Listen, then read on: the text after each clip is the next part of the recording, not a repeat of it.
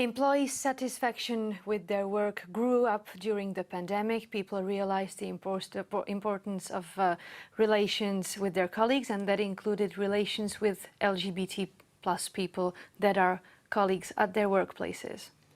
And almost 3 years after its introduction, Czech Parliament on April 29th finally sent the marriage equality bill to the second reading and concluded almost 11 hours of sometimes very painful debates. A much less positive news is that according to a new study, 44% of LGBT plus employees are not out in the public sector workplace. The least favorable situation is in areas of education, academia and police, while it is, on the other hand, the best in workplaces linked to culture and social services. In her book, The Economic Case for LGBT Equality, Professor Lee Badgett argues that homophobia and transphobia cost 1% of a country's GDP. And Open for Business came to the conclusion that Czech economy loses at least 5 billion Czech crowns a year because of LGBT plus discrimination. In 2021, Vodafone confirmed its leadership among LGBT plus friendly employers. Dagmar Kuchtová, Zdeněk Hřib, Alena Sochorová, Roman Knap and Richard Stonavský. These are the name of this year's Pride Business Forum heroes.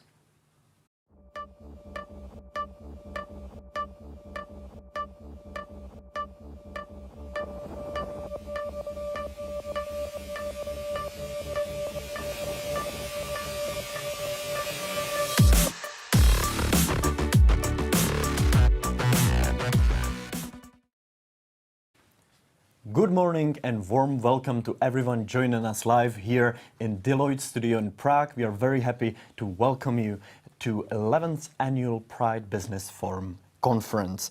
As the global pandemic is not over yet, we are happy to welcome you here live on www.pridebusinessforum.com. Thank you for joining us here. That is right, and we are ready for cutting-edge discussions, new data and information that will hopefully change our and your perspective on LGBT plus workplace equality in the Czech Republic. Now, given the fact that it is you all, our dear audience, colleagues, friends, supporters, who make this event exciting, we will be delighted if you take part actively in today's discussions and debates. You can take part in it by giving questions, comments, either on the Pride Business Forum website or via Slido, because this conference is being broadcasted on the website, but you can also go on www.slide.do website. And what is important is that the hashtag of the day is hashtag PBF2021. Let me stress it once more. You can tweet, LinkedIn or Facebook about us and with us with the hashtag that is hashtag PBF2021. I believe we are ready to go. Yes.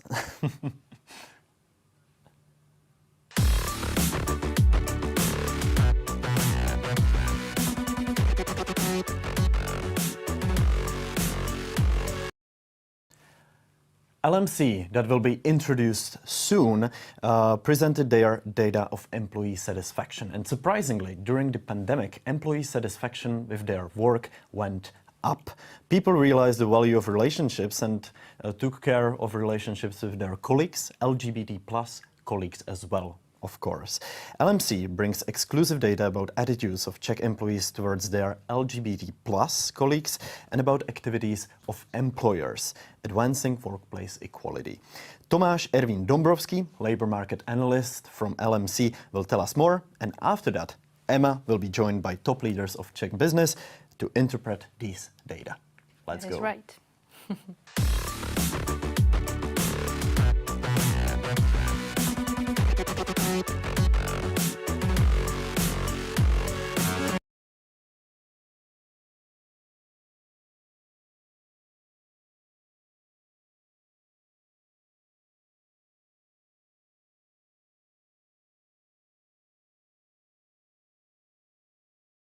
I will show you the data about the labor market, what was happening during the last 12 months and year and a half, let's say, what people experience at work and how did they treat it, all the changes, how did they handle it.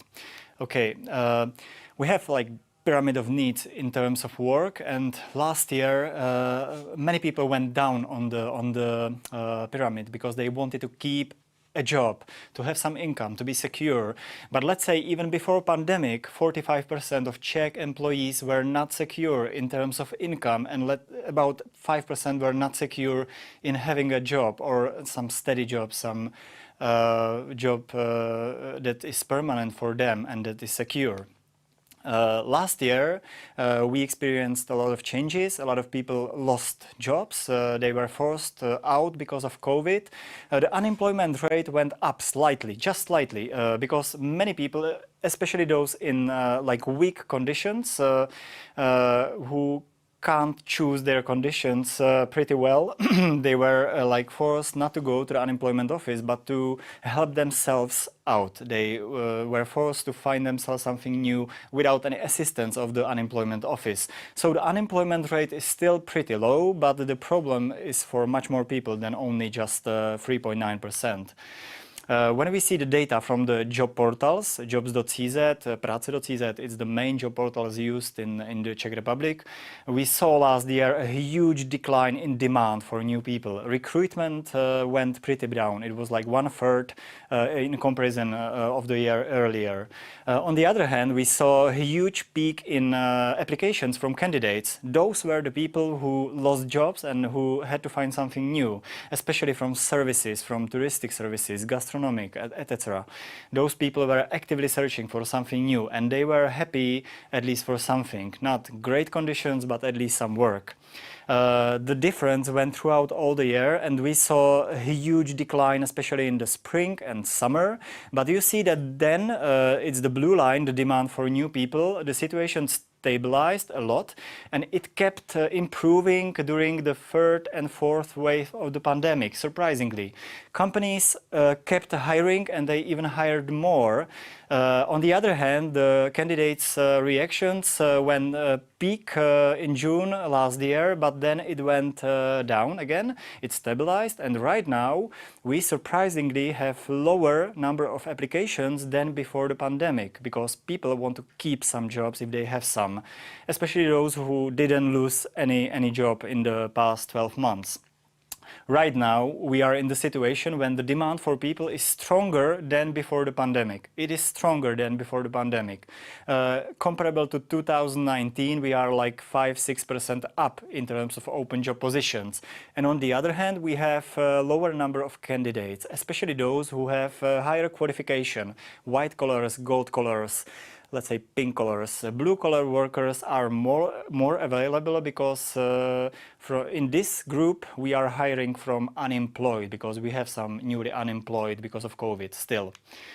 Okay, the overall fluctuation during past 12 months, this data is from our representative survey from April 2021. The overall turnover of employees was 14%. Most of them have to change the job because of COVID. Around 9 to 10% of those people were forced to change the job because of COVID.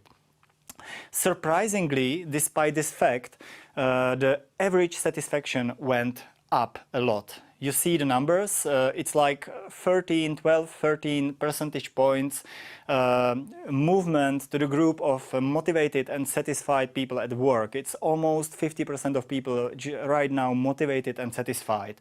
There are several reasons for that. It's partly because the level of what's good work went down because people were happy to keep a job. And on the other hand, companies started to take care a lot about employees. They really started to take care because the changes were so huge and extreme on the labor market in terms of how do we work, from what environment, how people got ill and in quarantines, etc. So companies started to take care really a lot, and both those two inputs just went into this bigger satisfaction and motivation at work. Okay, but it was not just only like good conditions for employees.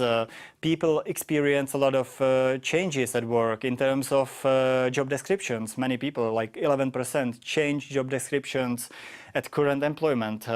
Many people, like I told you, 8 to 9% lost jobs and had to find something new. Some people changed voluntarily. Many people, around 10% increase right now, a lower income than before the pandemic. And in terms of some problems, it comes to feelings of isolation and drastic measures in operations because of COVID-related measures in companies. On the other hand, we have also some good influence, good impact, especially when it comes to home offices, work-life balance, autonomy at work, some kind of trust and treatment from managers, and in terms of relations. People really do appreciate what's happening in the companies right now.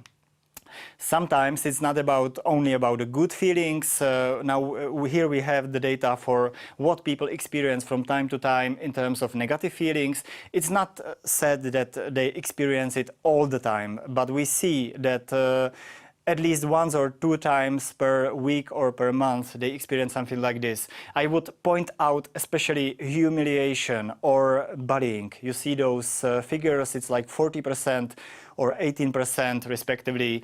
This is the group of people who experience some kind of humiliation from time to time or bullying, and it's really negative. It's one of the strongest motive to change a work when it's happening to you in the company and it's not, when it's not suitable.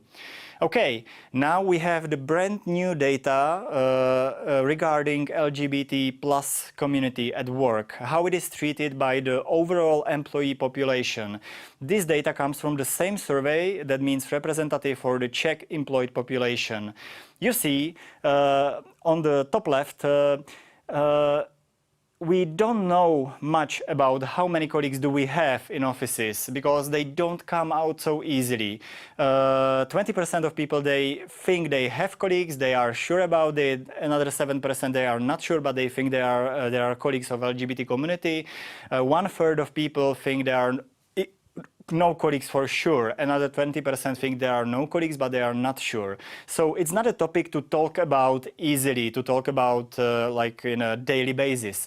But 20% knowing about LGBT colleagues, it's pretty nice.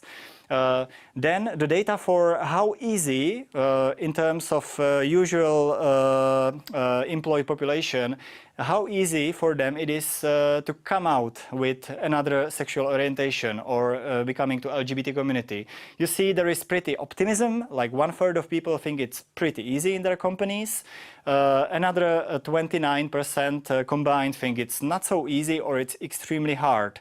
The rest part they don't know, they just don't know. I would skip to the top right part. We see it was surprising for me, and I appreciate it a lot, that when it comes to own approach of an employee to LGBT plus community member, we see 15% of people have very good relations. They declare, I have very good relations with LGBT plus people. Another 60% are neutral. The rest, 17%, let's say, are avoidive or they have some reserved approach, like I don't care that much, I stand back. 17% reserved, but those neutral and very good relations are dominant, so that's a good news. And even better news from my point of view is that in the total employed population, there is an approach like 55% of people demand from their employers, their companies, to promote the conditions for LGBT plus people, to promote the opportunities for them as well, to promote the same rights, the inclusion, etc.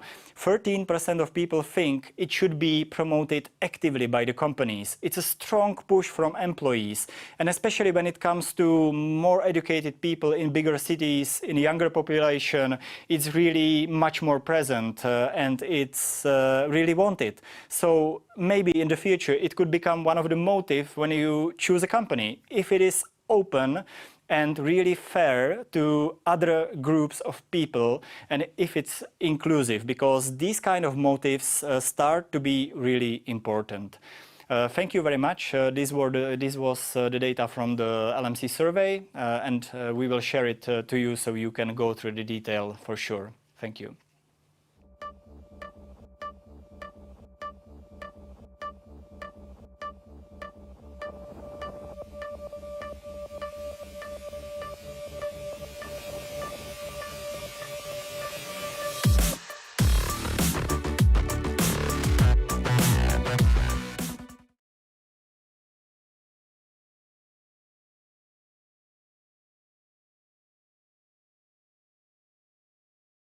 Welcome back. And as Kovi mentioned before, we will now have the pleasure of starting the very first panel discussion of today.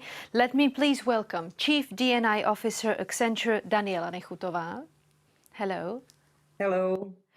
Also with us is GHS Operation Lead for Czech Republic and Slovakia, Johnson & Johnson, Gabriela Puflerová. Good morning to you too. Good morning and happy Friday, everyone. Let me also welcome HR Director of Vodafone, Carl Clark. Carl, can you hear us?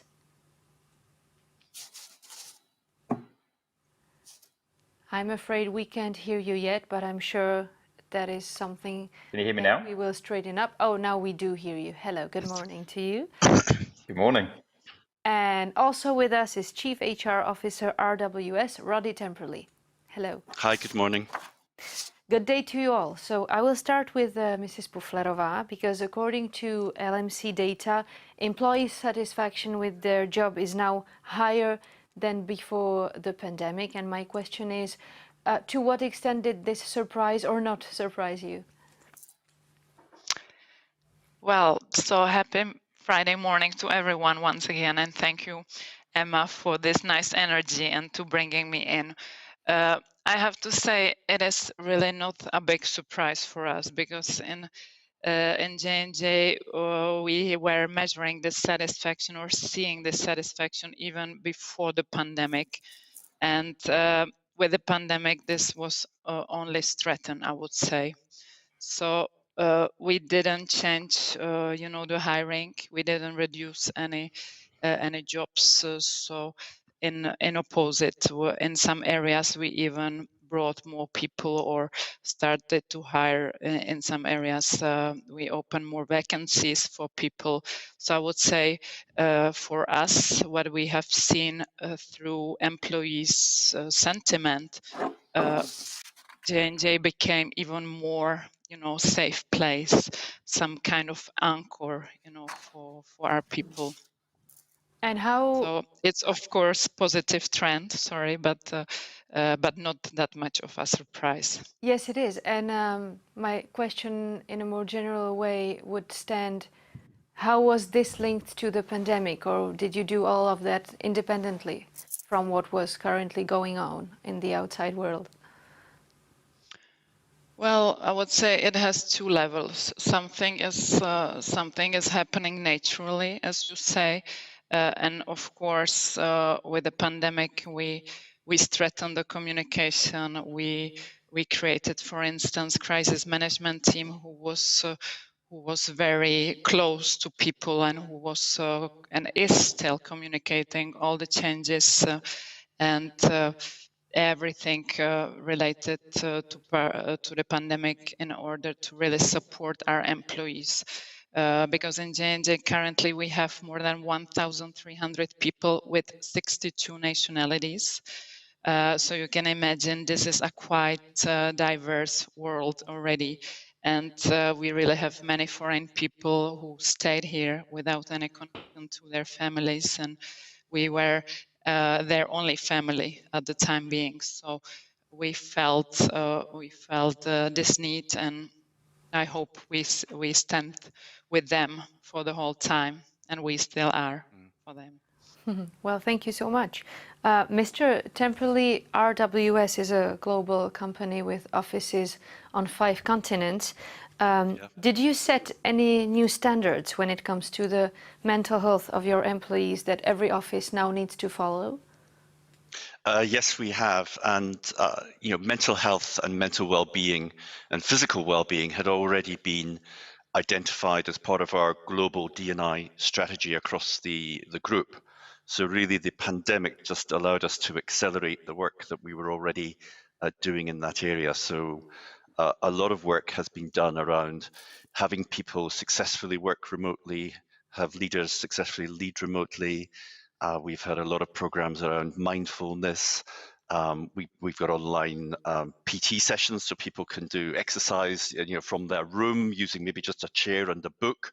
But it's amazing what you can do to get some physical exercise. We also record those sessions, so if it's not a suitable time for employees, they can download it from our intranet and do in their own time. Similarly, yoga.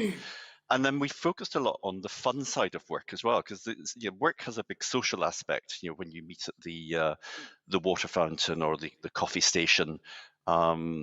So we've had a lot of really inventive things that people have been doing. I lead cooking classes with the global HR team every other week, and they find something that we can all do, which is just really good fun over Teams. So focusing on the serious stuff and also the fun stuff. We've got a lot of programs for Global Wellbeing Week coming up this month.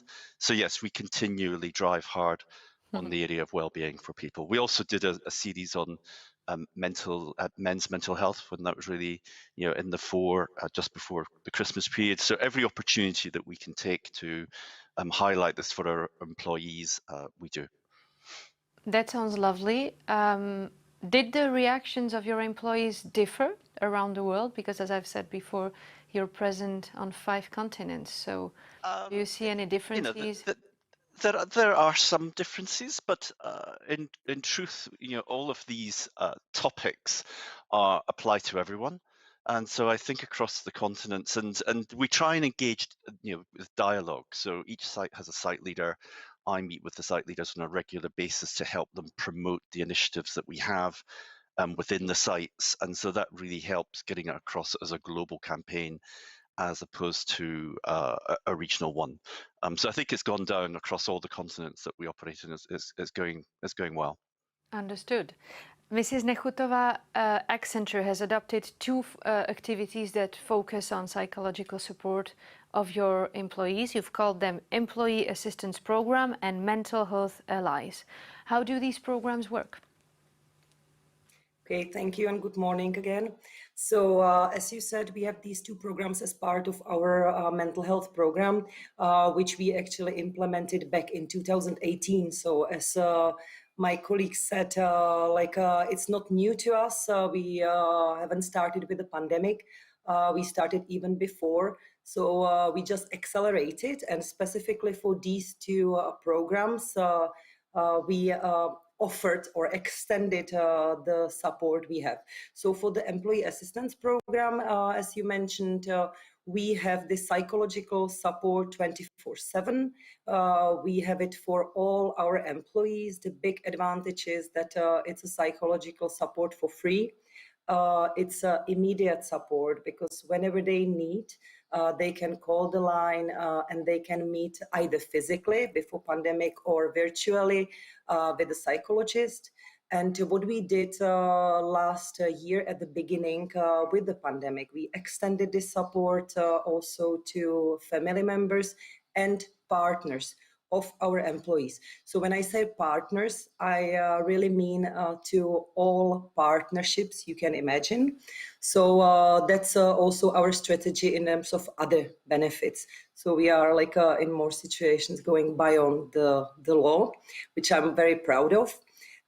And we also extended, and we are exploring what else we can do with this employee assistance program. So newly what we are doing, that we are offering the support in many languages, because we also know that it's much easier to speak in a native language. So we support we have the support in mainly European languages, and also we extended the support to finance and legal support. Legal advisory.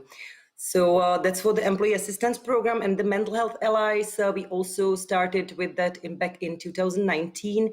We trained together with Focus, which is the biggest NGO focusing on mental health and on destigmatizing this topic.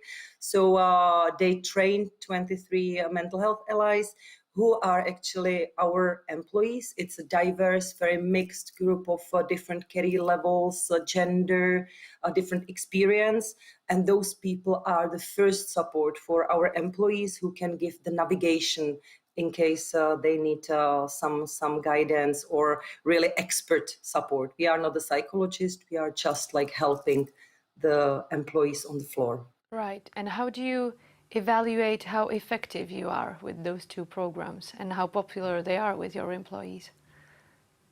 Actually, we recently launched our own inclusion diversity survey, and as mental health is one of the 5 key pillars or priorities in our company, we were then analyzing the results. The results are very new. We have the results from March this year, and actually mental health support and the programs we have and how we accelerated during pandemic was rated very high, and that's the most important priority at the moment among our employees. Obviously, it's because it's touching everyone, mainly with the pandemic. But what we did, we even accelerated the communication. We launched special COVID web page, and we also increased the number of mental health workshops. So also the number of attendees increased. So that's also the kind of feedback that our programs are successful. Thank you. Mr. Clark, your LGBT ERG group developed an activity during the pandemic called Let's Be in Touch. Can you tell us a bit more about it? Yeah, absolutely. And perhaps just commenting on kind of what the other panelists have said, well-being is definitely kind of a new leadership challenge going forward around how do we support people in kind of remote and a hybrid environment. And I think we've all got stories that we've kind of picked up within our own organizations of people that have really struggled over the last kind of 14 to 16 months. And we know mental health is a big issue within the Czech Republic. So we've seen kind of a rise in the number of people who are at risk of suicide. We've seen an increase in the number of kind of depression cases. But perhaps just to kind of focus on the LGBT kind of component. I mean, if you're an employee that feels comfortable kind of being out with friends and out at work, but not out at home, then actually you've probably been in an environment for the last 14 months where you haven't necessarily felt that you're able to be yourself. If you're in the office, you're able to see kind of visual clues, people wearing kind of lanyards, where it's a safe space where you can be yourself. In an online environment, some of those clues disappear, which can cause more stress, more anxiety, and it makes you feel more uncomfortable. And I think the other kind of piece is we did some research just before Christmas, and we know that social connections have reduced within our organization by about 30%.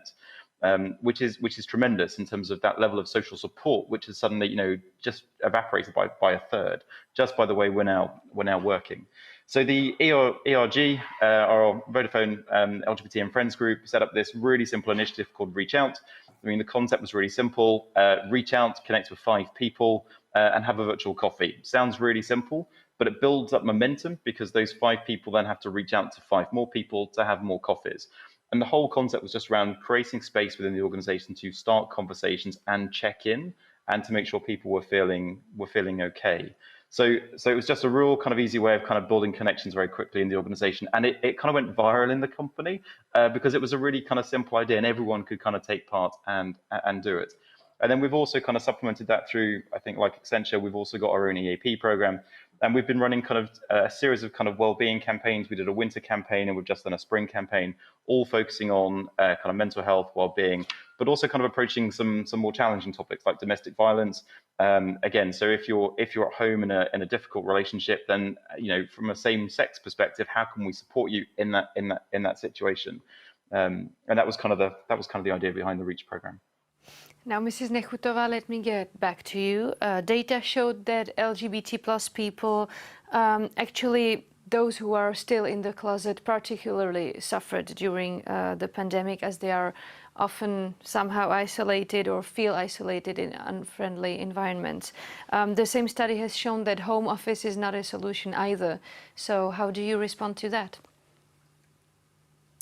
Actually, what we do in Accenture, that we have this equality as a base, so we do not differentiate. So we have the same conditions for all, meaning also how we basically started to switch from working in the office to home. So we are a technology company, so for us it was quite easy, because we moved really from one day to another to working from home. But at the same time, we found out that there are people who do not have the similar quality environment at home, or they do not feel comfortable, they feel isolated. So at the same time, we were not pushing to work from home, but we were allowing our people, in case they were in any situation, to work from the office. We were supporting the guys to work from the office.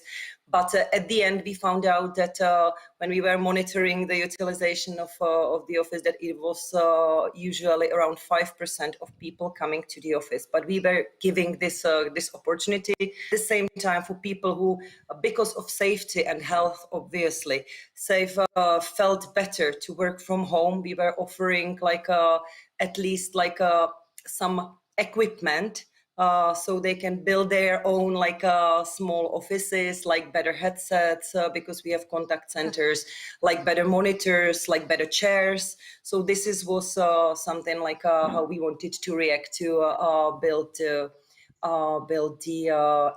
workplace at home better for the people. What we accelerated from this mental health area or any psychologist side, we specifically accelerated the support and active role of our communities. So from the LGBT community perspective, we have very active community, we have active mentoring program, we have LGBT allies, and those people were more active than before, and they had different workshops and other activities.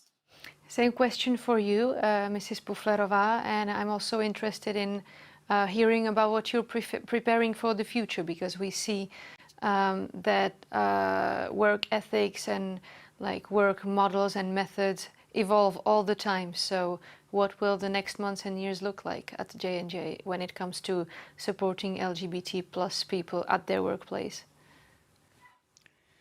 So again, as I was mentioning already, in J&J we have a quite strong diversity and inclusion culture. So even before the pandemic, this team, which consists of various ERGs, one of them is called Open and Out. And this is also why am I here, and I believe all the colleagues are here joining and contributing. So we hear from these people, and we are very happy to have this community in here, because this is really one of key components and elements that help us to build the culture. In the future, we will just continue in this journey because this is the way how we want to integrate and be really inclusive and support this diverse community and culture. So we don't see and say push, and I don't even like the word push because no one should be pushed to anything, even not any company, I believe. But we are quite reactive to what is happening. We hear from people. I think the word to be listened and to be heard, it's very important, and this is how we are working and how we are really accepting everyone, regardless culture, religion, gender. Right. Mr. Temperley, when speaking about push and unpush, one of your offices is in Hungary, where they just passed a law which actually outlaws sharing information about LGBT plus issues with young people. Are you as a company going to do something that we may call an official reaction, or how are you going to protect your LGBT plus colleagues? Yeah, so I must say it was very disappointing to see that legislation being passed. It reminds me of when I was a young man and there were similar laws in the UK, and I always marvel at how far society has come and how inclusion is part of something that I feel personally is, I feel completely included in society. And I know that different countries are moving at different paces, but I think very disappointing to see Hungary passing that law. But I'm not going to judge, in the sense that people have the right to determination. What we are doing at RWS with our all of our diversity programs, but in particular our LGBT plus program, is that we are committed as an executive team to say, this is our global standard. This is what we stand for as a company. This is a very safe place where people from the community can come and make great careers. Luckily, we have role models and people in senior positions around the world where we can point to and say, you can make great careers. We are also, luckily, a very diverse group of people. So I have a very good, complete mix of gender, of sexuality, sexual identification, religion, nationality, whatever it might be. So we are going out and the way we will address, as we do in other countries where it is maybe more difficult, such as Russia or the Middle East, and we say, this is our standard, this is what we stand for, and everyone who joins or works in RWS can be assured of that this is a safe place and a place where they can make great careers. We will not comment or get involved in local politics. I mean, that's not for us to do. But we certainly say this is our standard, and this is somewhere you can come, belong, feel included, and be successful. Happy to hear that. And the same question goes to Mr. Clark, because you also have Vodafone offices in Hungary. So how will you support Hungarian LGBT plus people after this new legislation will come into force? Yeah, so I guess we're in a similar position really. So, I mean, we've got a fairly high standard around inclusion and diversity, that we want anyone to come to Vodafone and kind of be themselves and really truly feel they can belong. We've been fairly active in the Czech Republic around equal marriage, from petitions in retail stores through to working with a range of different NGOs around how we can advance this particular topic. I mean, the first step for us is really to work with the Vodafone team over in Hungary to first of all kind of share some learnings around how to advocate externally. I mean, I think to advocate externally, you have to have a solid base internally in order to do that. So partnering with our Vodafone and Friends network first and foremost in Hungary, and then think about how best we can work with governments and politicians to change their perspective. I think we always have to be quite careful, because sometimes becoming quite adversarial it can often create kind of a lot of tension in the system, and sometimes you actually just need to have kind of conversations with people to kind of think about how we best advance it. But no, we're not happy with the situation in Hungary.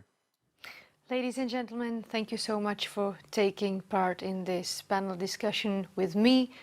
You will now be continuing with Kovi and the Q&As. That means questions from our active audience via Slido. Thank you so much.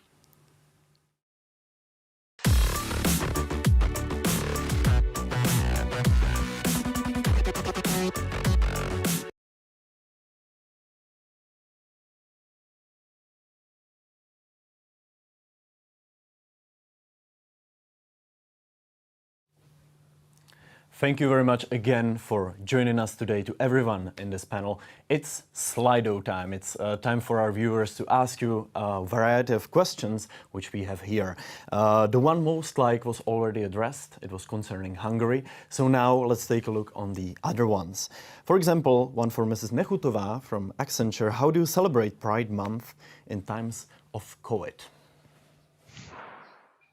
Okay, so nice question. Thank you for that. So as we are like a big global company, we are celebrating it worldwide. In all our delivery centers, we have many virtual conferences. And from the local perspective, we partner with Pride Business Forum, and we are happy that we already used their newly developed training program. So we already had it for our senior leadership. It was very successful, and this month we are extending this very nice interactive training kind of or workshop for our employees. So it's happening next week. And on top of that, we are publishing different articles, stories of our LGBT allies or LGBT members. We are initiating different discussions. So it's very active month. Just completed in May, the month of diversity. And we also had many sessions dedicated to Pride. So we are already celebrating for 1.5 months. Perfect. That's great to hear. Similar question goes to Mrs. Pavlova, maybe a different one a bit, because talking about COVID times, home office there is no guarantee that it's always a safe space for LGBT plus people. So is there any way for you how to make sure that it actually is, or is J&J providing a different space to your workers to work from? Yes, so thank you, Kaveh, for the question. I would say we want to hear from people, yeah, because this is the only way how we can find out what is happening in the virtual space, in the virtual environment. It can be quite difficult, yeah, because everyone is hidden behind the monitor, and simply you cannot detect always what is happening. But in J&J we have a quite open culture, and we want people to come to us to share their ideas, and we really want to bring them this environment of openness. So we are reactive, and also, you know, in like participating in this event and many other events. As Daniela said, also we are a global company, so we have a variety of global events. So we see people are participating, we see the ideas are coming, and this is, I would say, this is the only proof that we can have, but it's a significant one and a real one, that people are coming to you with ideas, people are sharing the experience, and they are not afraid to share it and to just come to us, to leadership, and talk about it and share it and spread it within the company. So I would say this is the best sign that it is working. Okay, that's always great to hear. There is another question from Slido that is for all the speakers, but I will address you personally. The question is, how did you approach the resistance from employees who think that LGBT plus topics are not necessary in the workplace? Thank you for tips. So I would maybe start with Mr. Clark. If you have any suggestion, please share it with us. I think it's a question that often comes up, actually. I think storytelling is probably the best way of getting people to kind of just share stories around what it's like to kind of work here, some of the experiences they've had. Because I think when you start kind of telling stories and explaining kind of personal situations, you make it quite real for people to understand. I mean, practical things like, you know, when you grab a cup of coffee, do you just kind of chat through it the weekend, and how comfortable are you kind of saying who you spent your time with at your weekend, or do you feel some form of anxiety to kind of share that? Practical things around if you're celebrating someone's anniversary or someone's partner's birthday, or someone's marriage, then, you know, how do you, what do you do if you're in a same-sex relationship going through something similar? So storytelling is probably the easiest and best way to start the conversation going, and making sure senior leaders have heard those stories is really good, because then that helps you bring on allies, and then allies can advocate for you. And I think there will always be probably more allies who are in a stronger position to kind of advocate than there are probably LGBT people. So bringing on allies and then kind of storytelling would be the two big things. Thank you for the tip. Maybe the same question goes for Mr. Temperley from RWS. What is your tip? Yeah, I mean, I agree with Carl. We spend a lot of time, or I do, storytelling. And storytelling is very important, and it really helps bring the conversation to the fore. In RWS, I haven't felt resistance to people wanting to get the discussion, other than the point that was made earlier about differences in countries and continents. So, last year when we did our work around Pride, and which was the first time we did our virtual Pride, so I told my very personal story of what it was like growing up in a country where it was illegal to be in a same-sex relationship until 1981, which sounds ridiculous. And here am I now, happily married to Paul. So I told that story, which was very impactful. But I get other people to tell their stories as well. And we have a lot of communities and groups, and we invite leaders and other people along to join those groups who aren't from the LGBT community, and that is really impactful. But going back to a wandered off point, the things about some of the societies, we have to be aware that in some of our countries, such as, when I was speaking to one of our Asian countries and said, how did that video go down? And we said, well, we haven't really got the vocabulary yet to discuss this. So my HR team in Asia immediately decided that they would find a way to have the vocabulary and allow people to start to make small steps, but really important steps into getting involved in the conversation. So I think it's definitely, I don't feel a lot of resistance within the group to the conversation, quite the contrary. That's great to hear, and thank you very much for sharing your story, not only in your company, but briefly with us as well. We appreciate it very much. Oh, I can go for hours on that one, so we'll have to wrap it up. But thank you to all the panelists that joined us today. We very much appreciate it. Thank you again, Šárka Vránová from Accenture, Carl Clark from Vodafone, Gabriela Puflerová from Johnson & Johnson, and Rody Temperley from RWS.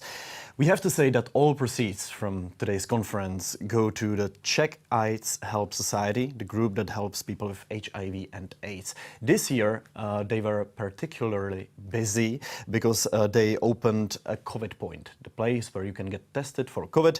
And in this video, you'll get a little bit more information about how it went and about organization of it all. Let's take a look. Dovolte mi představit českou společnost AIDS Pomoc. Naše organizace vznikla v roce 1989 a existuje již přes 30 let. V prevenci se zaměřujeme zejména na osoby ve zvýšeném riziku. Věnujeme se i široké veřejnosti, a to zejména prostřednictvím webů, sociálních sítí a nebo i reklamy v České televizi. Důležitou částí naší práce je odstraňování stigmatu a diskriminace HIV pozitivních lidí. Dnešní kvalitní léčba snižuje infekčnost pacientů na nulové hodnoty. Lidem žijícím s HIV a zejména nově diagnostikovaným pacientům nabízíme právní a psychologickou pomoc. Lidem bez domova pak azylový dům. Zahajujeme provoz nové poradensko-terapeutické služby pro lidi žijící s HIV pozitivitou, tak abychom formou psychosociální podpory jim umožnili dál žít jejich normální život nebo se k němu v blízké době vrátit. Služba ale není určena jenom pro HIV pozitivní lidi, ale také pro jejich blízké, což jsou například rodinní příslušníci, partneři nebo i přátelé, protože i oni musí diagnózu svého blízkého člověka dobře přijmout, musí se s ní naučit žít a musí se naučit, jak mu být oporou. Robíme besedy pre žiakov základných a stredných škôl, ktoré sú na témy HIV a AIDS a ktoré majú interaktívnou formou týmto žiakom pomôcť túto problematiku priblížiť, tak aby sa v nej zorientovali a aby ho lepšie pochopili. Od března roku 2020 provozujeme zcela novou venerologickou ambulanci, kde se zabýváme diagnostikou a léčbou pohlavně přenosných chorob. Také provozujeme PrEP Point, kde předepisujeme preexpoziční a postexpoziční profilaxi. Preexpoziční profilaxe slouží jako prevence před nákazou virem HIV. Postexpoziční profilaxe slouží jako prevence po rizikovém sexu. V celé České republice máme 9 pevných checkpointů a 1 checkpoint v Bratislavě. Zaměřujeme se na prevenci HIV, ale mimo jiné testujeme i syfilis, hepatitidu B a C.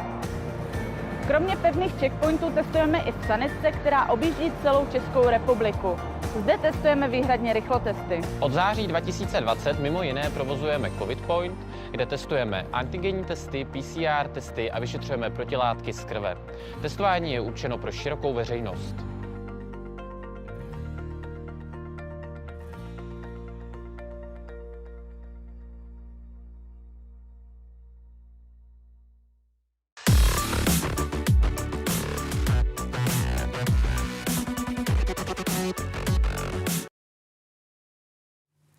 We waited for almost 3 years for this vote to take place, and it finally happened. On April 29th, Czech Parliament finally passed the marriage equality bill through the first stage to the second reading. It's now in parliamentary committees. Business supports the marriage equality bill from the beginning of its introduction.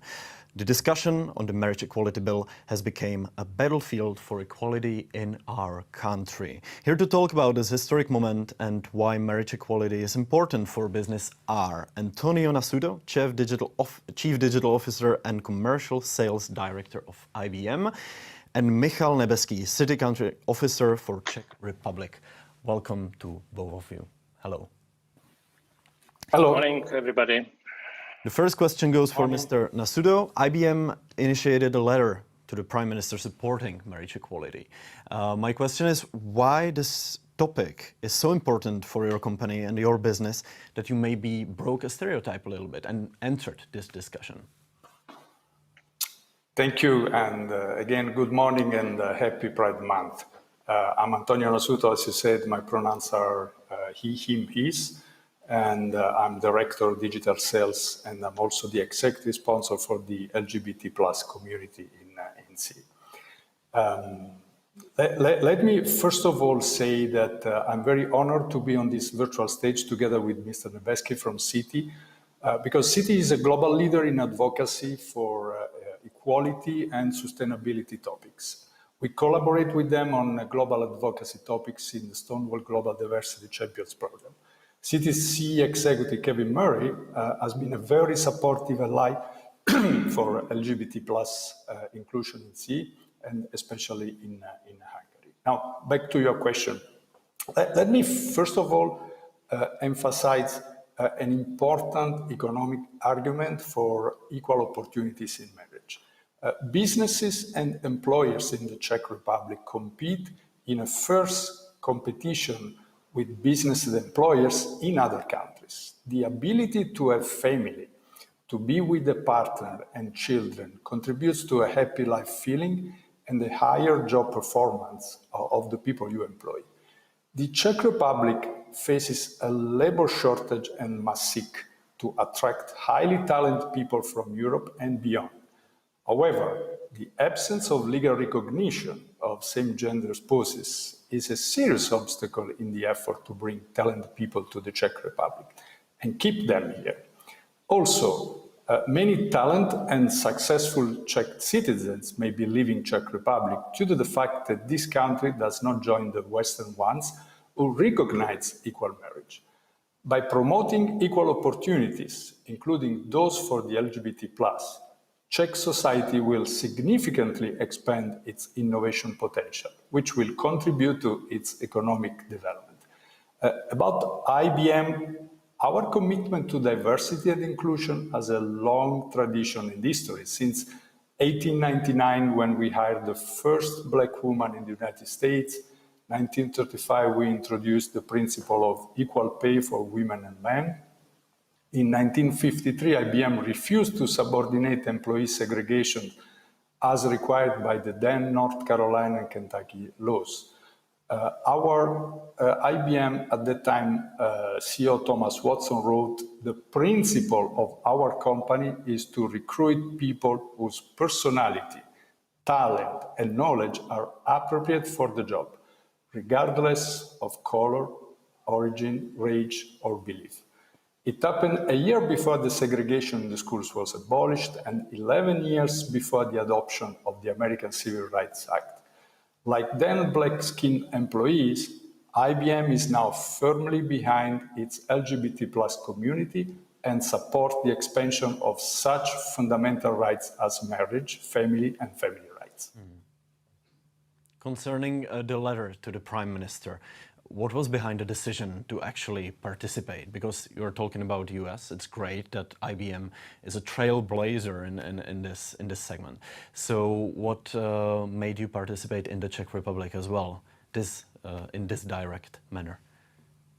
It's because, as I said, it's very important for the company to recruit talents, and the talents cannot be discriminated, as I said before. So it's for us, it's one of our key values to sustain the communities without any discrimination. And in Czech Republic, we believe that there is a disadvantage for the country and therefore for the business with the lack of this marriage equality law. Mm-hmm. Next question goes for Mr. Nebeský. City publicly supported the marriage equality struggle in the US, also in the Ireland. How are you supporting this struggle here in the Czech Republic? Well, we do not support only in the US or Ireland. We are a global bank, 100 countries, and wherever it is at least a little bit possible, we do not pay lip service only, and we publicly show and teach and preach our values, and obviously diversity and LGBTQ plus as a subcomponent of diversity is a very material part of it.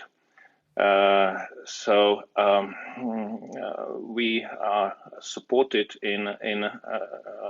internally to basically behave beyond business only. So we joined Prague Pride as a first bank actually in the Czech Republic in 2019, and the same year we supported the letter to the government, to the Prime Minister, for equal marriage law.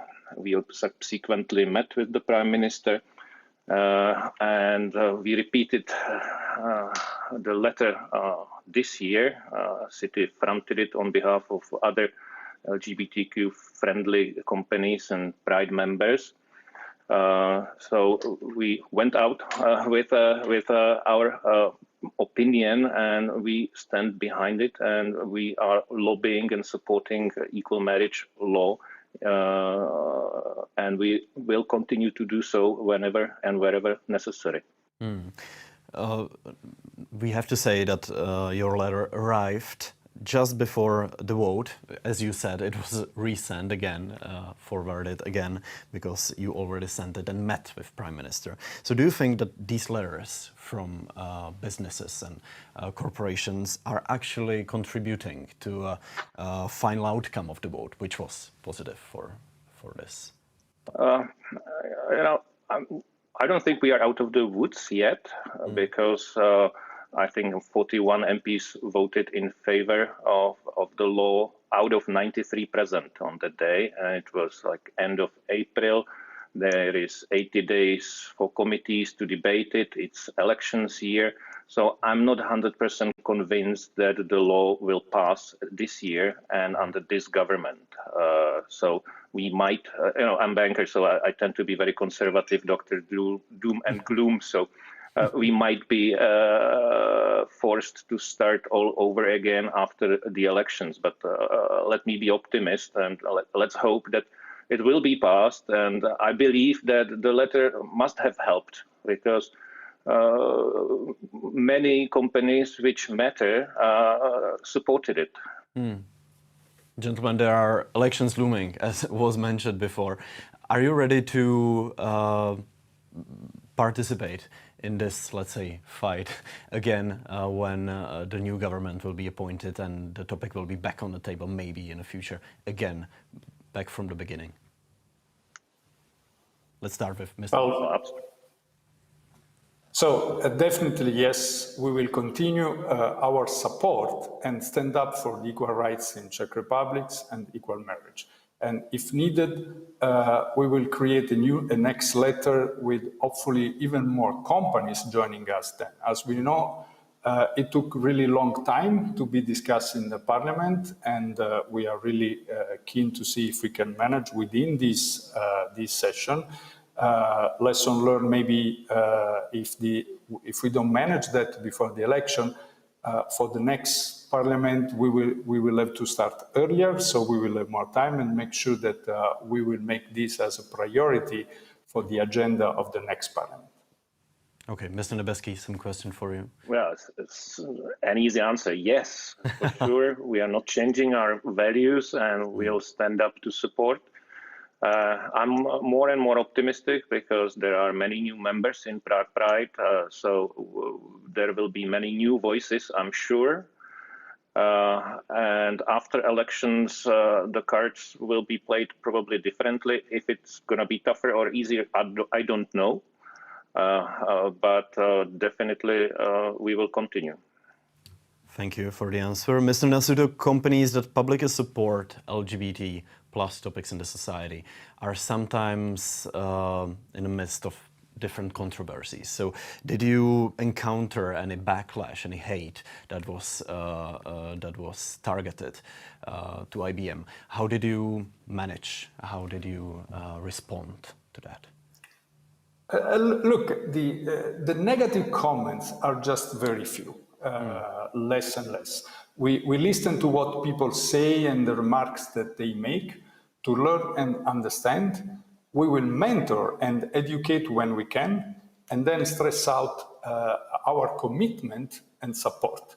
And think what even more we can do in these cases. You know, our CEO says that we have 110 years experience in driving inclusion, but we are only just starting. So as an innovation company, we will continue to improve and be better and make the world work better too. Mr. Nebeský, negative comments on social media are one thing. The other is maybe reaction from within the company itself, that some employees maybe do not agree with this agenda taking place. So is there a way to encourage, for example, city employees to fully understand the importance of your initiative, or maybe there's a possibility you didn't encounter anything like that?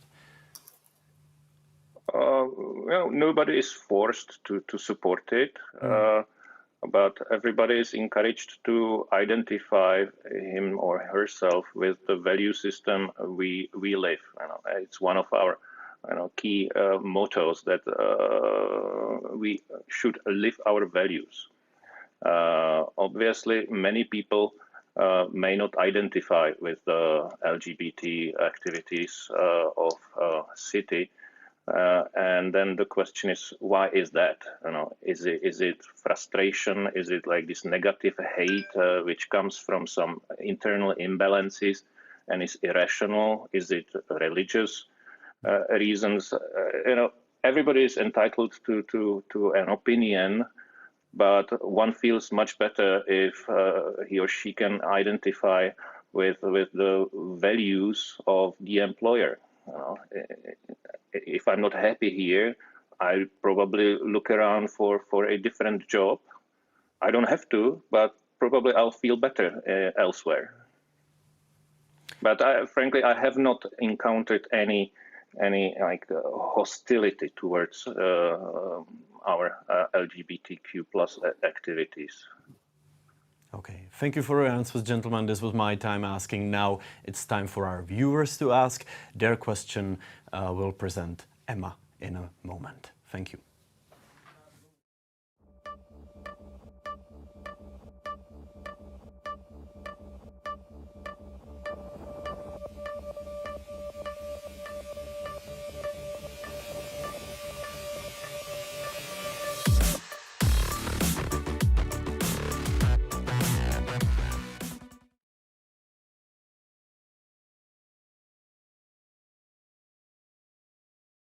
Is our anchorman Kavi. Now, as we promised, there will be a Q&A after each panel. Right now, Richard is asking on Slido, what would you suggest to companies that want to start supporting diversity, for example, government bodies who want to somehow support LGBT employees? What is your answer? Mr. Nasuto, if you want to start. Touch with companies that are already involved, like IBM, like Citi, cooperate, and discuss with local organizations that support the LGBT community, and so on. So the best first step, if this is the question, is really to leverage on the on the activities that are ongoing, and join and participate, cooperate with the others that are already involved and supportive. Thank you so much. And same question goes for Mr. Nebeský. I would recommend to copy-paste what we did. We just joined the Prague Pride organization and met many fantastic people there. It was fun. Everybody enjoys it, and I think they also can help a lot in promoting this activity. and it's real fun. You know, it's nothing to agonize over. Even though I myself worked for a public sector company where it is much more difficult to push it through. So. And why do you think it is needs... much more difficult to push it through than in the private sector? Just because the governance is a little bit Jurassic in many of them. You know, businesses usually have much more advanced governance and value system than the government bodies, where people usually fluctuate or stick around forever. And there is not necessarily sufficient support from the top of the house. Understood. Now, another question that has come via Slido actually concerns an issue we've already discussed in the previous panel. So let me quote the question. IBM and Citi have offices in Hungary. Are you going to react to the recent law that discriminates LGBT+ people? So we are actively working on a public statement reinforcing our value and our support of the LGBTI community. So definitely, yes, we will take a stand. Mr. Nebeski? Yeah, same goes to Citi. We're much bigger in Hungary because we have our support center there. So we're talking thousands of people working out of Hungary. And Mr. Nasuto already mentioned Kevin Murray, my boss, who's very actively supporting. He personally attends parades, pride parades every year, together with many of our employees. So we are a material bank in Hungary, so our voice should be much more loud. Important for loud. And we will be loud. Okay, you were loud in the letter you sent to the Prime Minister here. So we have a question via Slido that is addressed to you, Mr. Nebeski, and which stands, did you get any reactions to your letter? I got some reactions, but actually it was not something I would have expected, even from parties which officially support it. Can you be more specific? So I don't want to name the party which was the only one that answered by saying that they already support. So I understand actions year, and this topic is still something that may cut some part of the popularity index. So I think there will be some radio silence until elections, and then it will start all over again. Another question for you, Mr. Nebeski. Because you are a banker, do you believe that it is the role of business to write to politicians about such matters as marriage equality? I said it earlier that we should not only pay a lip service. We live our values and we make our values public. I think it is something that not about like political lobbying or influencing. It is a struggle to have a voice on social issues. And actually in 2018, we got a report, Edelman Band report in the States, that like almost 2/3 of customers want companies to take a stand on social issues. So I think there is some demand in society for companies to basically be active beyond their core business. Not Would you agree with that? But oh, sorry. No, I thought you were no. finishing, but I just overheard you were actually going on. I just landed. Go ahead. Thank you. Mr. Nasuto, is this something that you fully agree with, that private companies and their leaders should somehow interfere with politics, societal questions, and try to influence, I don't know, the level of awareness, for instance, in a more global way than only in the company itself? Yeah, I totally agree, and even more, as Mr. Nebeski said, it's really common now to see that people will support companies that stand up, and actually people boycott companies that don't.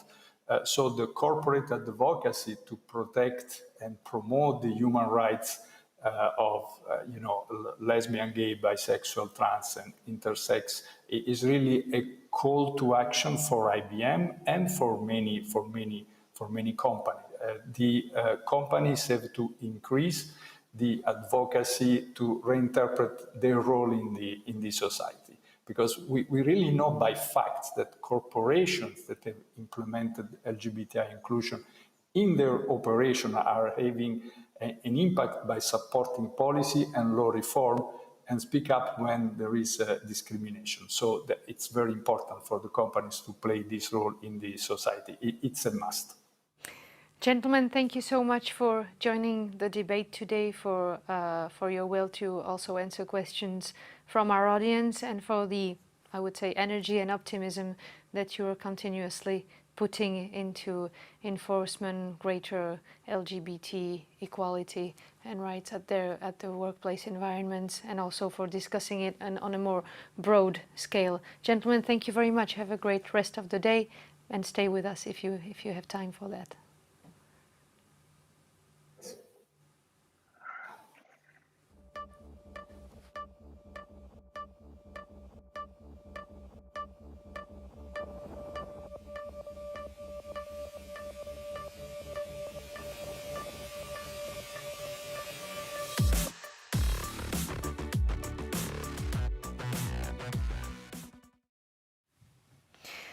We were all recently shocked and actually devastated by the attack on a gay couple that was holding hands in the center of Prague, and we also suspect and are afraid that this was just the tip of an iceberg, because such hate crimes actually happen every day all around the country, not only this country, and it's just that we don't know about all of them. And we have a proof for that. It can take many forms. It can be some swearing, physical violence even. We can witness it anytime. But however, most of these attacks come unnoticed. 2019 study by the Ombudsman's office shows that 91% of victims of these attacks remain silent. So if you experience something like that, please don't be afraid. Come and look on the Prague Pride website, and fill in the anonymous form in order to get the proper help. And this is also why Vodafone initiated its public action opposing any violence and supporting victims of all forms of hate attacks. The company has asked fellow Pride Business Forum members to symbolically hold their hands, and also by this sign gesture show that no one should be afraid to express their friendship or love publicly, and that such expressions should never be the target of any prejudicial attacks. And even on the social media, they were flooded by photos and videos showing support and solidarity with LGBT plus community. Together with hashtag Zaruce, you can continue to spread this message as well. So please join us, grab the hand of your colleague, of your boyfriend, girlfriend, friend, and take a picture when holding hands. We are not taking picture, we are taking video right now. But we will take a picture as well. We will take a picture for sure. Yeah, post these on your social media together with hashtag Zaruce.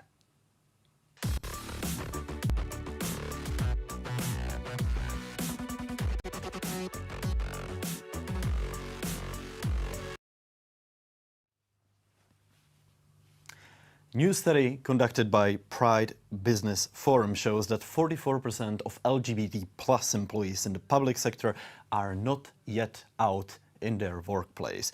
The worst situation is in areas of education, academia and police, the best in areas of culture and social services. Here to introduce the topic is Helena Dalli, the EU Commissioner for Equality. Czeslaw Walek from Pride Business Forum will follow with data from the study, and after that Emma will lead a live panel with leaders from public sector addressing the issues.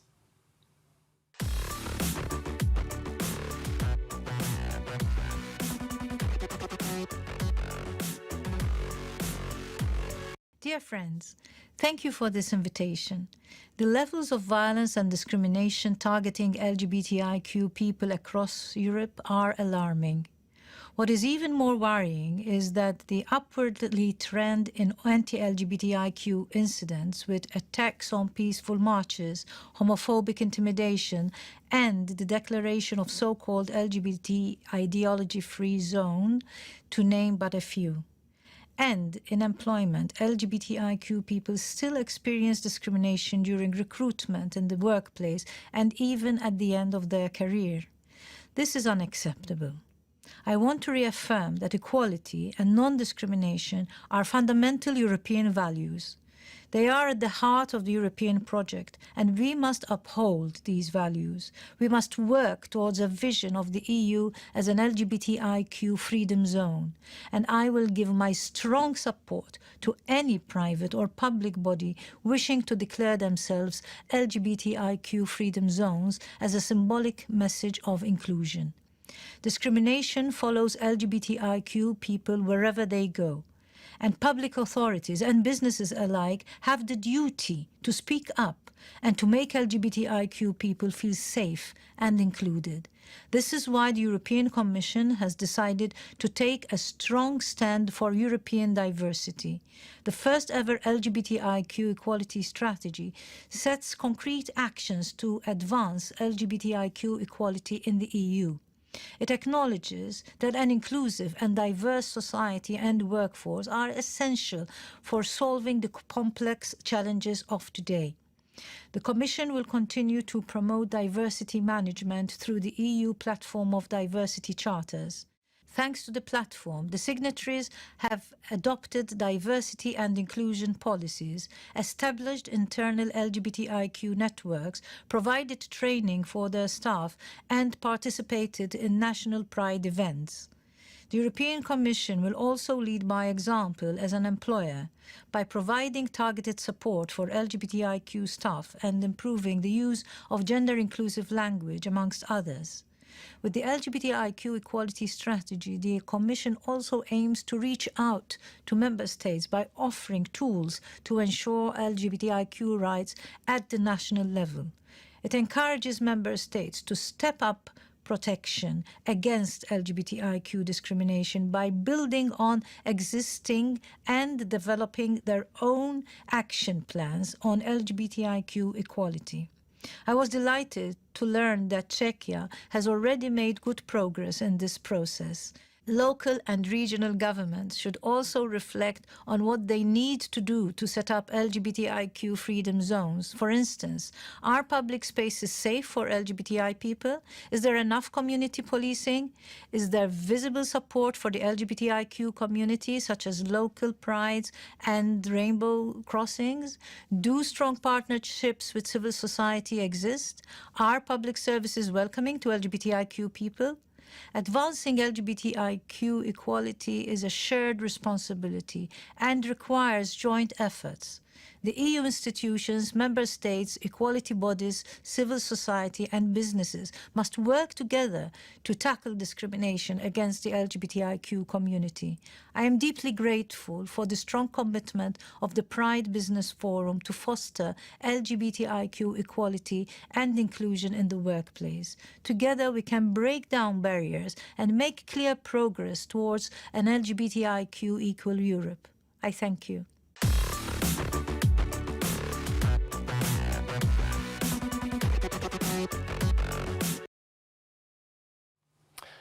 Good morning.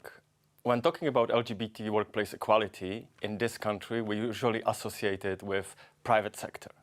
No wonder. For the last 11 years, we work with private companies, we share information, we share data, we share their experiences and best practices.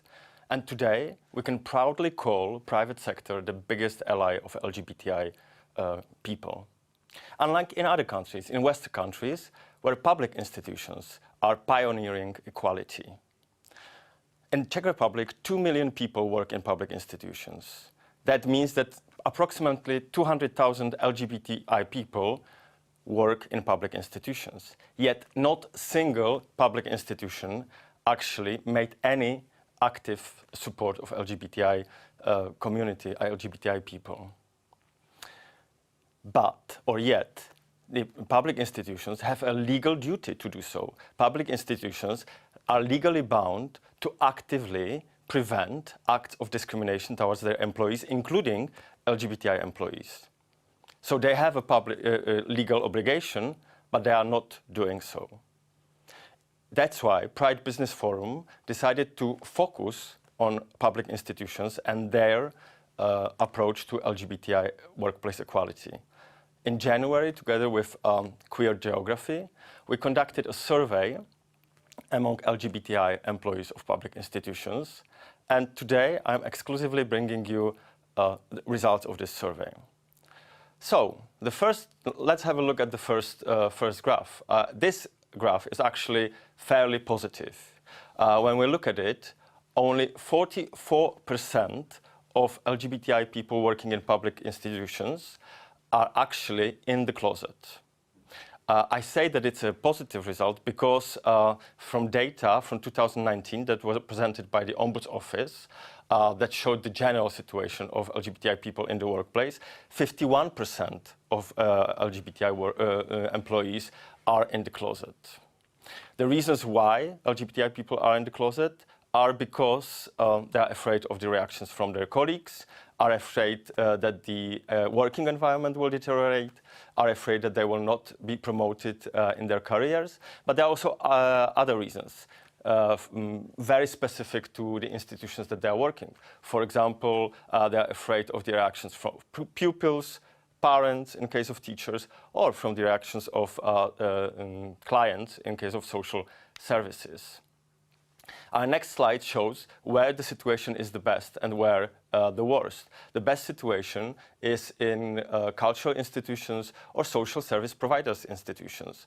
The worst situation, in a way, is in state administration institutions, where 23% is completely in the closet and 27% is most of the time in the closet.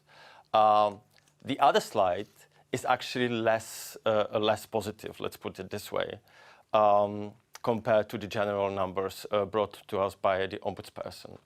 20% of LGBT people are or were discriminated against in the public sector because of their different sexual identity. The worst situation in this case is in social services providers, where 32% of our respondents responded that they were discriminated at the workplace.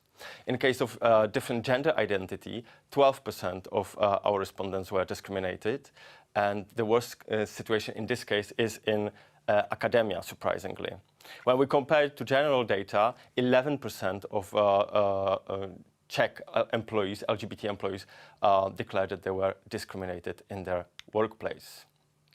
We also asked our respondents how their employers approach area of prevention of discrimination or active promotion of inclusive environment. And the numbers are shocking because almost 70% of the respondents are saying that their employer either does not support does not do any activities, or they don't know. So this clearly shows that the public institutions have to start doing their job. This slide, the last slide actually, is the most shocking one and shows the discrepancy between perception of straight people and reality of LGBT people. We had 50-50 respondents, straight and LGBT, and when you could see this yellow column, it shows that straight people do not see any need for their employers to start preventing acts of discrimination actively or promoting the inclusive environment. Whereas LGBT people, 56% of LGBT people see the need and are ready to actually actively get involved in these activities. And when we asked whether people who are searching for a job, whether for them the argument of whether employer is inclusive is the aspect that they are searching for the job. 70% of LGBT people say yes, whereas in case of straight people, 43% of straight people look at this aspect as a one aspect why they are choosing this employer. Thank you.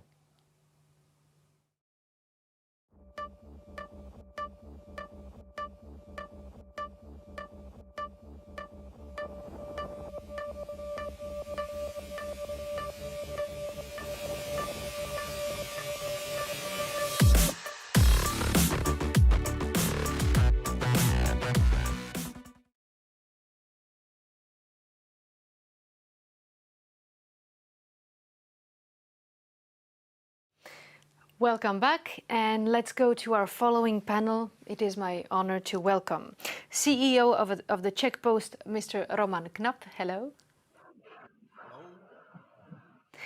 Also, we were joined by Country Director at the British Council, Denise Waddingham. Good morning to you. Good morning, everybody. And Director of the Department for Labour Market Integration at the Ministry of Labour and Social Affairs, Anna Dumont. Welcome to our panel. Hello to everybody. Mrs. Dumont, what was your first reaction when you've discovered the latest data about LGBT plus people's working conditions, as Czeslaw has spoken about them right now? I think the research is very interesting and it tells us a lot about the current situation. I must say, honestly, when I asked my colleagues who are responsible for the HR within the ministry, my colleague asked me what LGBT plus was, so I was a little bit shocked. And I think it describes quite well the situation, as Czeslaw mentioned, that 70% of employers within public sector don't take any measures and think that there is no problem because we don't see it. So I think this is very alarming and we have to do something with it. Do you think it is a generation-linked problem, or this experience you've just described to us? I don't know how deep you want to go into it, but what age were the people that didn't know what LGBT stood for? I think it is definitely a generation problem. I think that ministries are quite conservative environment, and any change takes quite long time to be implemented, let's say. So I'm optimistic. I think that in the future we will be more inclusive and respectful environment. I think, and we will hopefully speak about it later on, there are some strategies to be done. I think what I would like to mention also is that second highest number with the results of harassment and discrimination was measured within social services. And I think this is it's 32% of social workers were either harassed or discriminated because of their sexual orientation. And I think this is quite alarming. And as it's also policy of our ministry, we have to do something with these alarming numbers. Well, thank you for those introductory notes. Mrs. Waddingham, you've been a member of the Pride Business Forum for some time now. Have you observed some real progress throughout the years? Well, thank you very much for having me on the panel. I think as a foreign institution in the Czech Republic, it's very important to know what's going on locally and to take part in initiatives. So I think for me, our membership of the Pride Business Forum is really important for us. The British Council is not really a typical public sector institution such as is being described.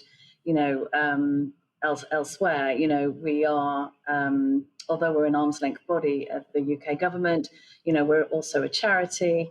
And we work in English and arts and education, so we tend to be quite liberal or very liberal. So we're not quite typical, but and of course we've been working in this field for a long time. But I can say that it's fantastic to see the new members that are joining and the number of people that are joining the Pride Business Forum since we were involved a couple of years ago, and that is just incredibly encouraging. And to see such amazing leaders coming forward, and very exciting to be working now in looking at the public sector as well. That is right. Let me add that there are now 37 members, if I am not mistaken, which is a very nice figure. Mr. Knapp, the Czech Post, as we know, is a state-owned company. So how complicated was the process in which you became a member of the Pride Business Forum? Hello again from my side as well. I need to say that it was not complicated at all, actually. It was very easy. Czech Post has 27,000 employees, so it's you can say it's like size of normal city. So everybody in our company, you know, we have really everybody. I'm not talking about LGBT. We have, you know, perfect, excellent musicians, sports people. I mean, everybody is presented here.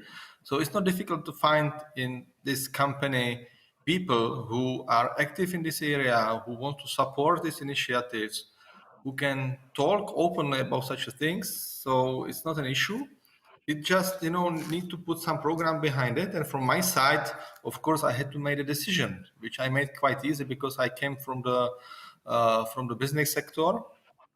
So I haven't started my career in the government or state-owned companies, whatever. So for me, it was pretty natural.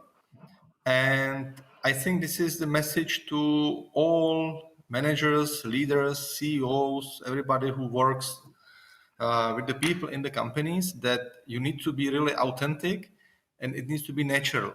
So, you know, you really, it cannot be the way that, you know, someone taught you it's a modern good things to do and, you know, it should be the part of any CEO agenda.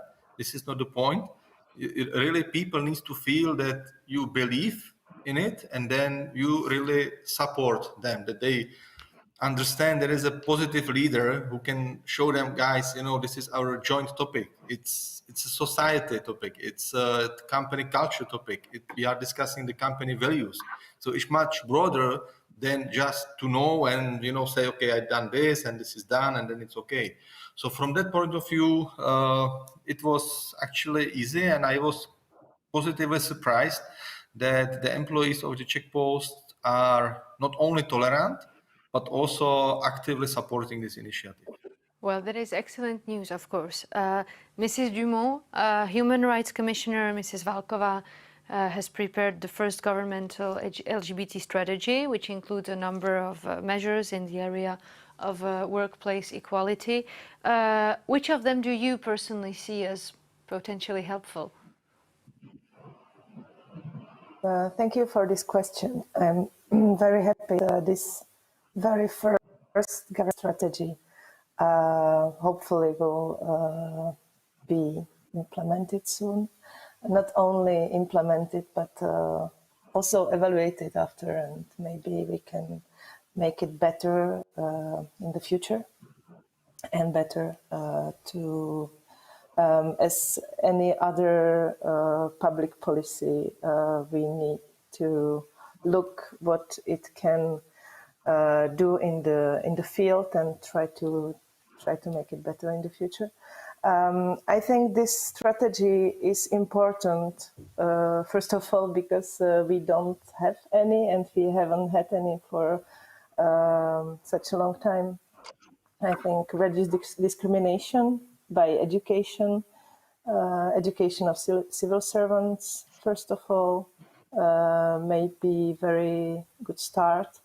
And I hope this education and methodological guide of this whole educational system should help at least for our colleagues, for all of us at ministries to know closer the problem.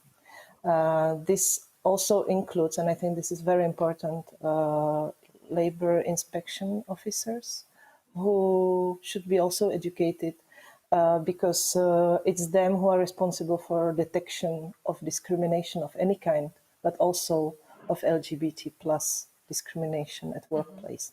So their education is crucial, I think, for things get better in this area. Mr. Knapp, you were the Director General of SAP, one of the top LGBT plus friendly employers of 2021. Are there any practices that you would like to copy-paste from that experience in SAP and actually implement them in the Czech Post?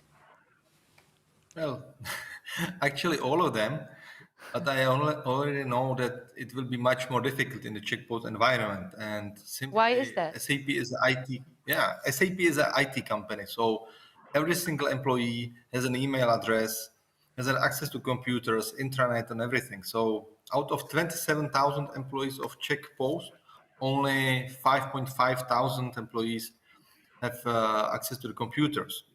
So of course the communication strategy needs to be slightly different. We are also quite strictly regionally organized, so it's not that easy that the message is spread directly and quickly to everybody within the company. So it will take some time. So we will start. We are starting, I would say, slowly. We need to find, let's say, the ambassadors and build a platform across all the Czech Republic in that we are really covering all territory.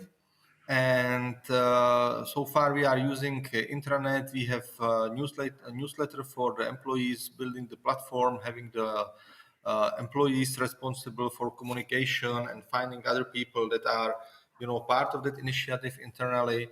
To some of them I also talk personally.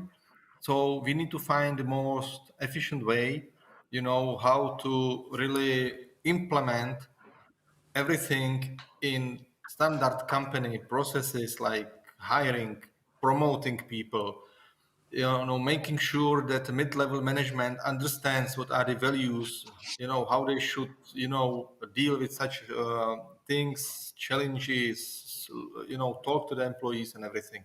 So it will be really big company culture change, which will take time. How much time?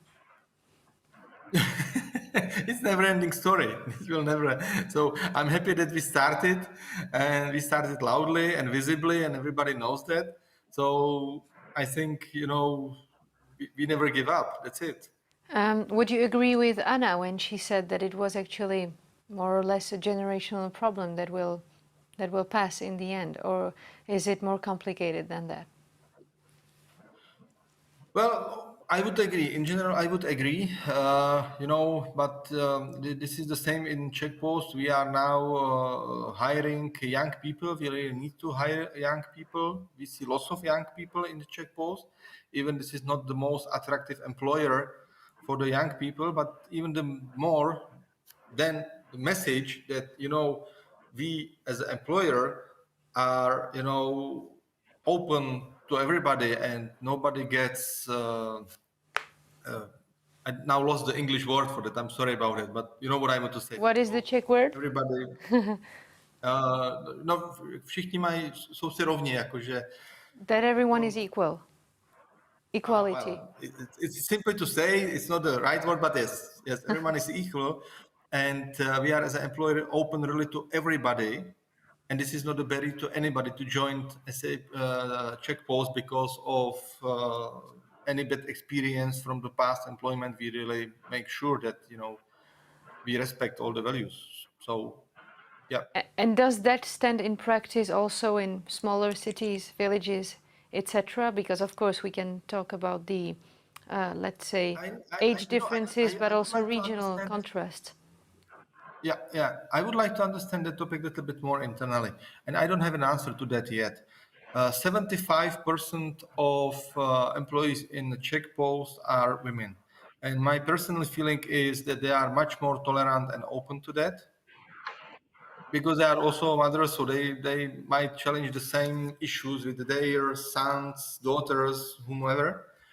So that's why I said in the beginning that I was surprised, that I was expecting much more challenges with that, and actually it's not happening, which I'm happy with a lot. So I don't have an answer to that yet, frankly. Well, thank you for your honesty.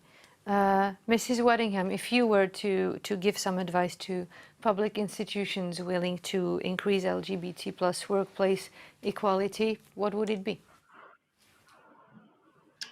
Okay, so as some of you know, that the British Council collaborated with the Pride Business Forum on the first event that we did on inclusion in the public sector back in January. And we invited a UK expert, Stephen Frost, who heads up his own organisation called Inclusion, but also was the former head of diversity at London 2012, the Olympics and Paralympics. And he gave some really good advice, and I thought I would repeat that today. So he said there were 5 things to consider. So one is the strategy, and obviously people have been talking, we've already been talking here about strategy. So to be clear about what you want to do and to link it to your organisational goals. The British Council launched our first diversity strategy globally in 2002, and we refresh it every 3 years. And it covers is around being an organisation, having an inclusive organisational culture, developing capability and leaders, and measuring performance, impact, and legal compliance. So, I mean, for us, we work in cultural relations, and we can't do meaningful work unless we are being fully inclusive. The second thing that Stephen Frost said was data, making sure you understand where your organisation is now and where you want to be. What does good look like in your environment? So in the British Council, we collect data on sexual orientation of our UK contracted staff in the UK and the UK contracted overseas. And in some places, we'll also collect data locally. Obviously, it depends what the legal restrictions are. I mean, in the UK at the moment, the Office of National Statistics says that around 6% of the population identify as LGBT+. And the statistics I have is that 6.4% of our UK appointed staff identified as LGBT+. But we still have a number, I think it was 16% in 2017, who preferred not to disclose their sexual orientation. And I think that's probably a really important indicator of where you are. If your staff don't want to disclose their sexual orientation, what does that say about you as an organisation?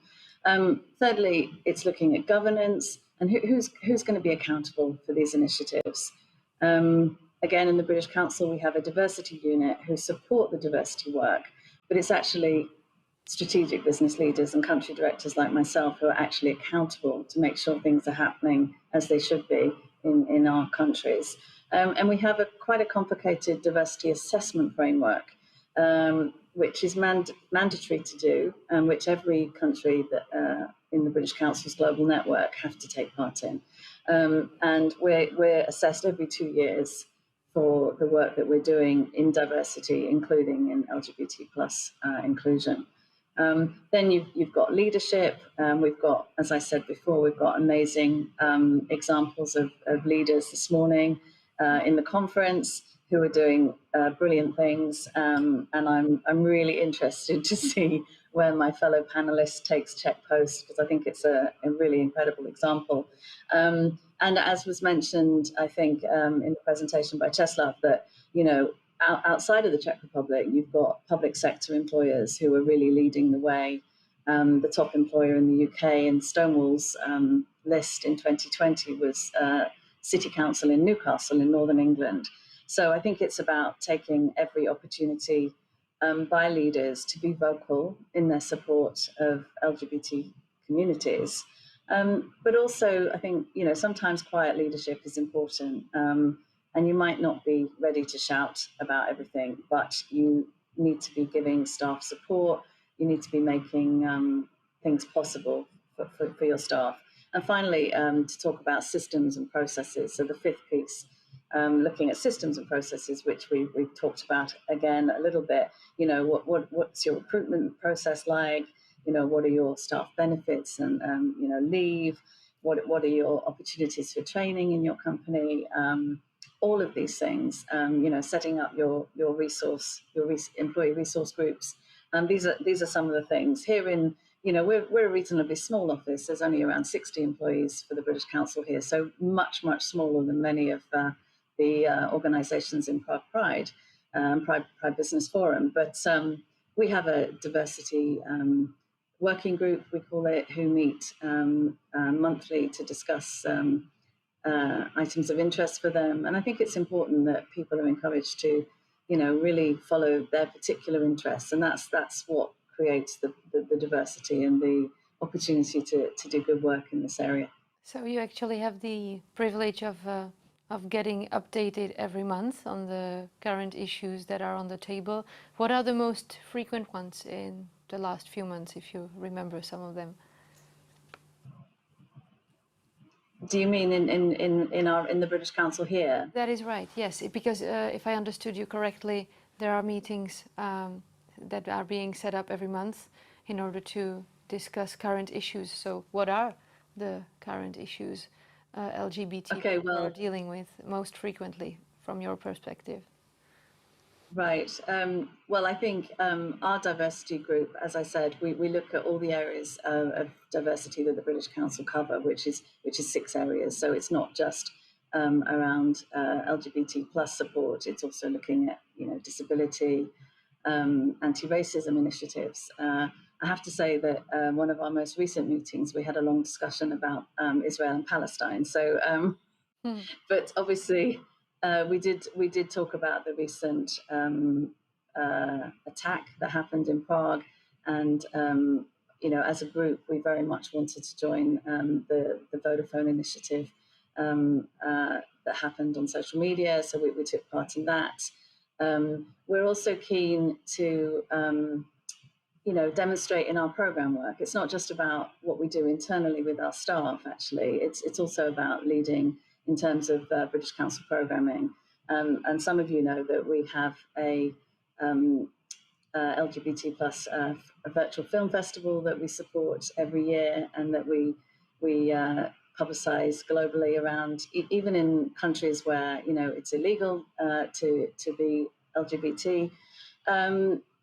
And also, to encourage, lessons. We teach English. We teach a lot of young people. So it's making sure that, in our classes, people are introduced to various aspects of diversity. So that's one of the things we often discuss.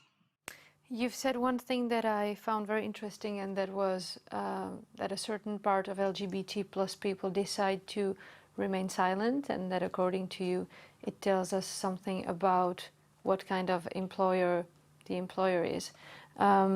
Is it not okay if a person wishes not to talk openly about their sexual preferences? That is a question that goes for you and all the other panelists as well.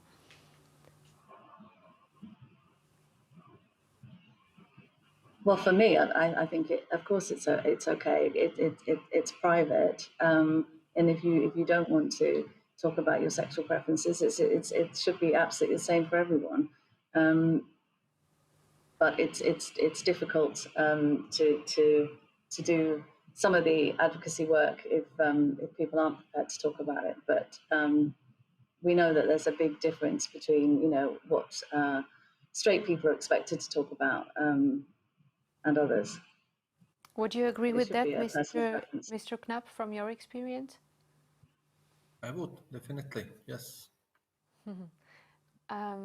Mrs. Dumont, how about the public sector? Is this perception shared at the Ministry of Labour and Social Affairs?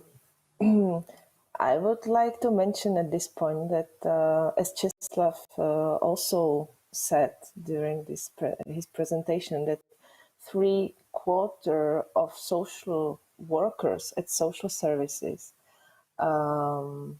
speaks about their orientation. I mean LGBT plus. So I think this is a very high number, and within state sector it's about half. It's about 50%. So I think the number is not as low as I would expect. At the same time, the question was whether remain silent is okay, and of course it is okay.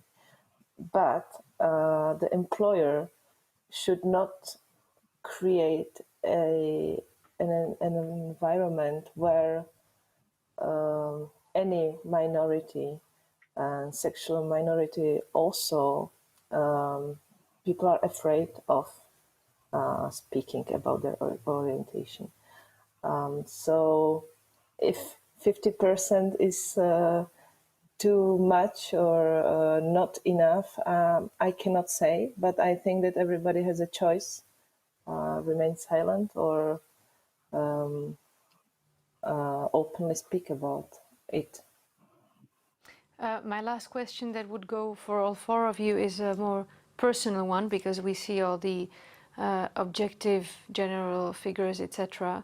I would be interested in knowing why you personally decided to consider this issue as a key one. Why do you invest your own personal time and energy into trying to make some progress when it comes to LGBT people and their feelings and maybe subjective perception at their workplace environments? Was there some personal experience that led you to somehow invest some energy in this field, or how did it happen that you became interested in this issue at all? Anna?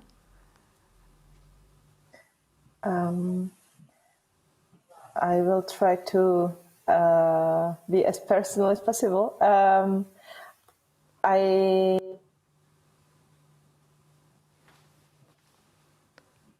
And I am afraid we just lost sound with Anna, so let me get back. Oh no, you're back. Wonderful. Sorry. So okay. if you could just... It was a forgotten button. Sorry for that.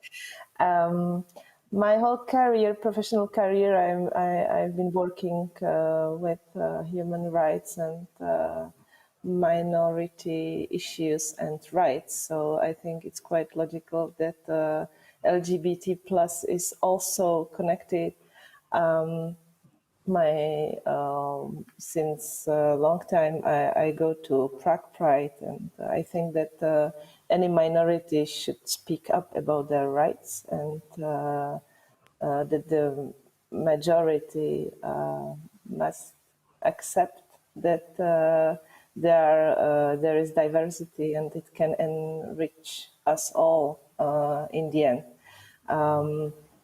So it's my, I think it's as a heterosexual white person, I think I don't have any close, very deep experience of some exclusion, but I felt during, for example, my childhood as a child from big city coming to very small village to school, I felt quite interesting feelings from the majority. So anybody can find himself or herself in a situation where you feel yourself very minority and helpless, and we must help each other with this feeling. Thank you. Mr. Knapp, if you want to add anything that hasn't been said yet, and your personal experience is very welcome, of course. Okay, I would add two things actually, because I work for state-owned company or public sector, however you call it, but I'm still a manager. And I strongly believe that any organization can really benefit from having a different people in an organization. So yes, I think it helps companies actually to grow, to move forward, to use the special talents of any person. And I connect to this. I want to state a clear message that within the organization there is a zero tolerance to any discrimination of people because of sexual orientation or anything else. Really zero tolerance, and everybody needs to know that. It needs to be part of our values, and we need to prove that every day that we behave like that. Thank you. Mrs. Waddingham, the final remarks will be for you before the Q&A. I think it's just a belief in equality and to be against discrimination. I think that's really what drives it. And I think everyone's got friends. I'm an ally, but I've got loads of friends. I've had loads of friends over the years who are LGBT plus. They're just people, and everyone should have the same opportunities. And that's really why we do it. Well, thank you to all three of you for doing what you believe in when it comes to human rights, including LGBT people's rights in their workplaces. Thank you so much. The Q&A will follow right now.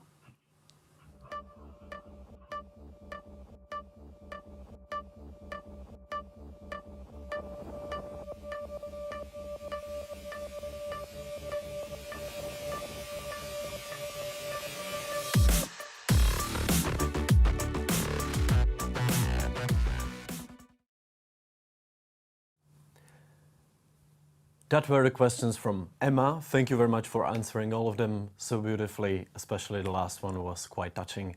Now it's time for our viewers to contribute and to ask you questions directly through Slido. So the most liked one is for Mr. Knapp. Do you think that leadership of Česká pošta can help other state companies and maybe public institutions to follow your footsteps? I strongly believe that yes. And I got a nice award as a LG Pride Forum hero, and I'm proud of that. But I said, I don't think that you need to be hero. It's really needs to be part of your, principles on how you want to live your life. And if I can contribute to that, I would be more than happy. I think this would be great achievement if you manage as a Czech Post to be leader in that initiatives in the public sector. And it's my dream actually. I think that Czech Post is leading by example when it comes to institution itself, but you are leading as an example as a person. So maybe you can influence other managers or on high positions and they can maybe join as well. So thank you very much for that. I would now ask Mrs. Dimon, can you imagine that the leadership of ministry would join private companies in different initiatives as the one that we were mentioning with Emma, #Zaruce, or maybe several different ones? I think it's quite possible. I think there is no antipathies about measures or such movements. I think it's more that the leadership or the HR who is responsible don't know about those possibilities. And of course, I think ministries or my ministry, namely, may join those initiatives, and I would be quite happy. So you would say the obstacle is lacking information or not enough information about these initiatives, or I think would that be the main? I think it's firstly the lack of information, and secondly the lack of decision. Ministries are very vertically governed, and you need, let's say strictly, you need order to act. It's very rare that you act without order. So we need more orders, let's say, which may come from the strategy again. So I think the strategy goes from the very top. I think it will be important for other ministries, for the ministries to implement those measures as well. We can imagine it's not easy in the ministry. Now the question for Mrs. Waddingham, because you joined a campaign initiative, #Zaruce. So what was the reason? Like I said, just to show our support. And we've talked about the importance of leadership, and I think it's also about, you know, showing our leadership on the British Council as well to get engaged with these activities and to be vocal about it. I was very pleased to see it. It's very, very sad that the incident happened. Just wanted to be part of that. It's a great initiative. Great you were. Maybe the last question goes for Mrs. Dumont as well. What do you see as the most challenging blocker for public sector to devote more effort to diversity? How are you going to convince and include them? Maybe you personally, if you have any power in doing that, or you think it's a job for someone else? Well, for the inside of ministry, I'm afraid this is a job for someone else. As my position is more integration into the labor market for public out of the ministry. As I said at the beginning, or the previous question, this system is quite vertical, and we need, for the internal education, we need really from our chiefs of HR quite complex diversity management education, I think, because it doesn't exist within public sector. So the chiefs of HR would be those people? I think yes, in Ministry of Interior, this unit for the whole state sector, civil sector servants. The last question from our viewers go to Mrs. Weddingham, because as we can see in Britain, the most LGBT plus friendly employer, according to this person that is asking, is the city of Newcastle. So why do you think that Newcastle is the city? Do you know about the reasons? One of my staff is from that area, so I'm sure she'd be saying, "Oh, because it's such a cool place." There's a lot of public sector organisations in the Stonewall list. City of Newcastle have done really, really well, and I think actually our speaker Stephen Frost was talking about this before. You know. Like any employer, they want to attract the best people. You know, there's not going to be as much diversity in general in a city outside of London. You know, we've got some big cities, but you know, so they've got to be as welcoming and as attractive a place.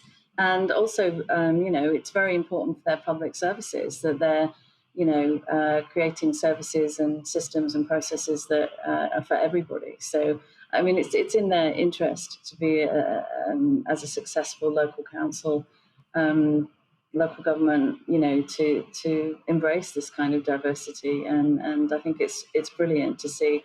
And you know, they were number one, but there's other employers like the British Army. I mean, they're in the list of top employers as well. And I mean, that's a massive change to how it was some years ago. So.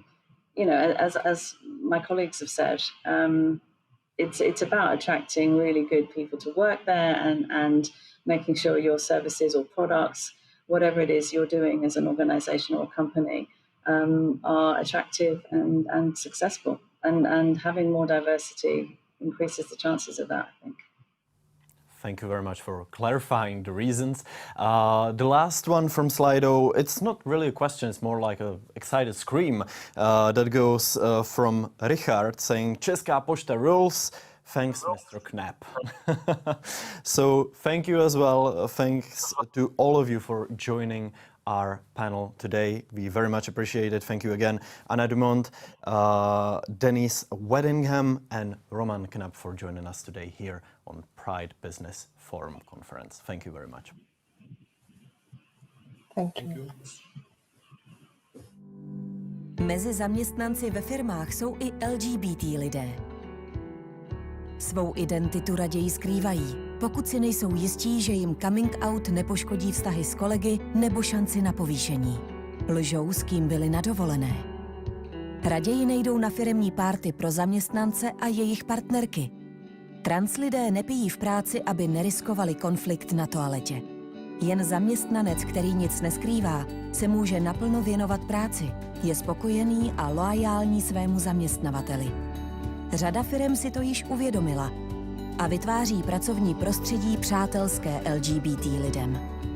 Budují pozitivní firemní kulturu, například zapojením do LGBT akcí.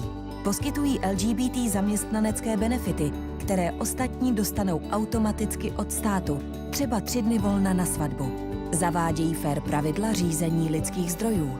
Aktivně komunikují o LGBT tématu, podporují vznik LGBT plus zaměstnaneckých skupin. Pokud chcete i u vás vytvořit otevřené pracovní prostředí a těžit z jeho výhod, nemusíte vše vymýšlet od začátku. Platforma Pride Business Forum, která sdružuje LGBT-friendly firmy, vám se vším pomůže. Nabídneme vám mentoring, podělíme se o zkušenosti, poskytneme vzory vnitřních předpisů. Budete zváni na workshopy, networkingová setkání a každoroční konferenci. Budete ve společnosti těch nejlepších a můžete pak sami vyhrát cenu LGBT Friendly Employer of the Year. Co je ten první krok, který musíte udělat? Podepsat Pride Business Forum memorandum, jímž se zavážete k budování otevřeného pracovního prostředí. Podpisem se stáváte členem platformy Pride Business Forum a práce může začít. Připojte se k nám www.Pride Business Forum nebo na LinkedInu a Facebooku. Credit Suisse analysis shows that companies which are LGBT plus friendly perform better on stock markets. According to McKinsey analysis, companies with diversified executive teams are more likely to have above average profitability. According to the BCG Diversity and Innovation Survey, companies with more diverse leadership teams report 45% higher innovation revenue. By 2025, 75% of the world workforce will be millennials looking for diversity when assessing job offers. So that is also something we should take into consideration. Now, does that mean that diversity and inclusion are a new, undeniable, unavoidable trend? Ladies and gentlemen, Professor of Massachusetts Amherst University Lee Badgett will address this question in her keynote. Later on, she will join us live for a panel discussion with top Czech economists Helena Dvorská and Tomáš Sedláček.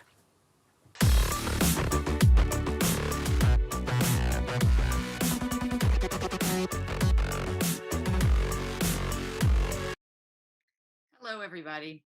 Thank you so much for inviting me to speak at the Pride Business Forum conference. I am very happy to wish you all a happy Pride and to talk a little bit about what we are going to be doing over the next few months and year.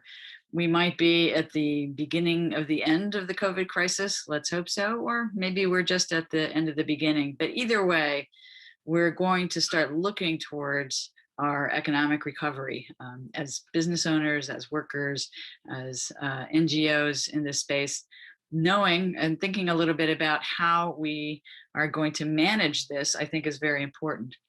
And what we're increasingly realizing is that inclusion of all people must be at the heart of this recovery. This is inclusion of women. This is the inclusion of people living with disabilities. This is the inclusion of lesbian, gay, bisexual, transgender, and intersex people in our full economies.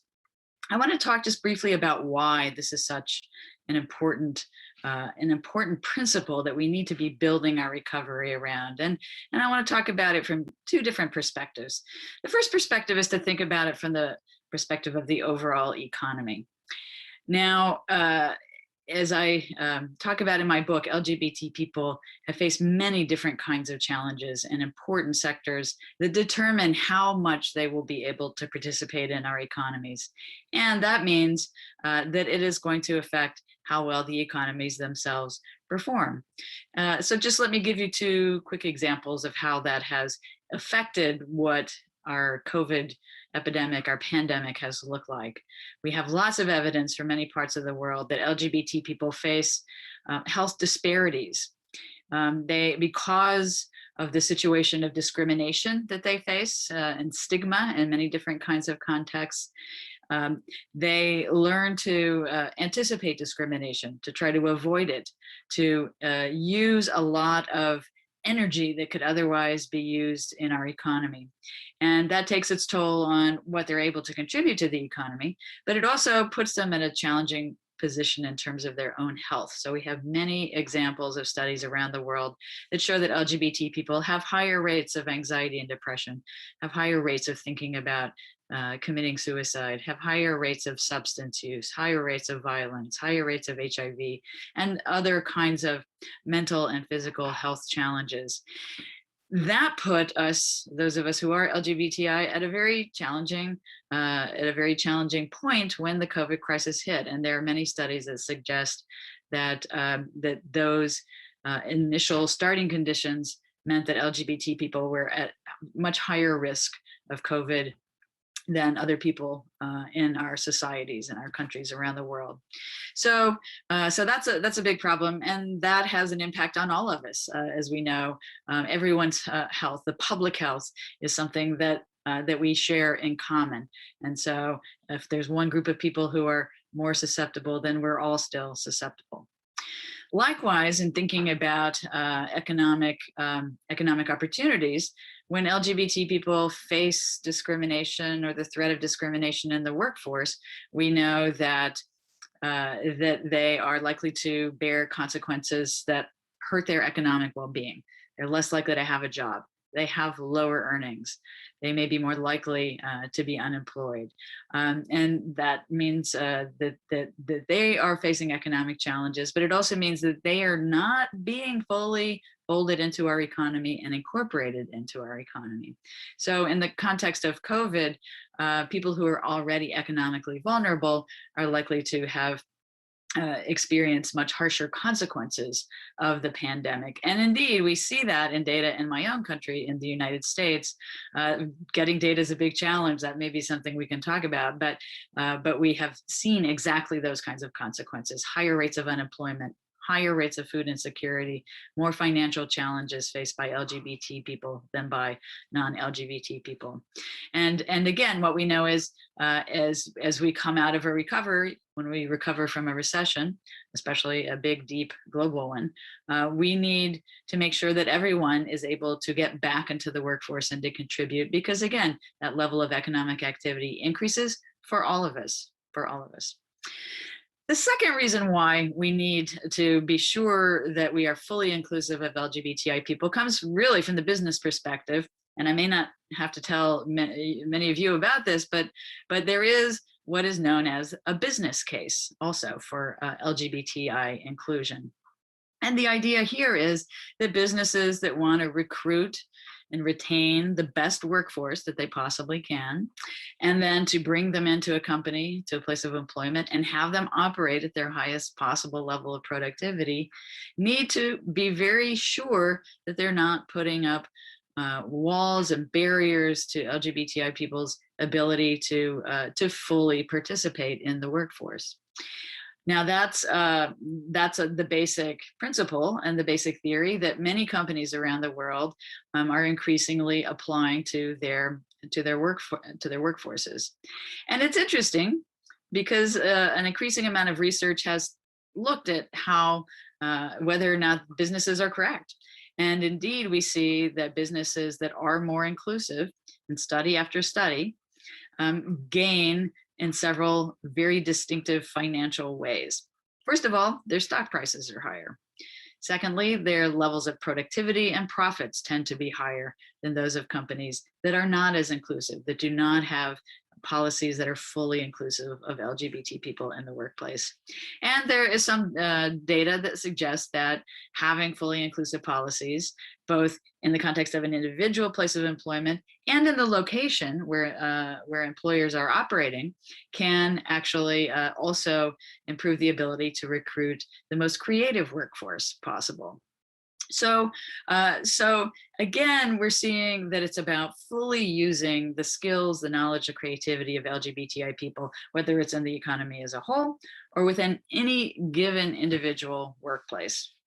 Now, why do businesses need to care about this? Well, if it's not enough to just say you'll be able to recruit and retain people and have them be more productive, then think about this. The people you're competing with to hire people who are going to have all those best skills are increasingly willing and are directly recruiting LGBTI people for their workforces.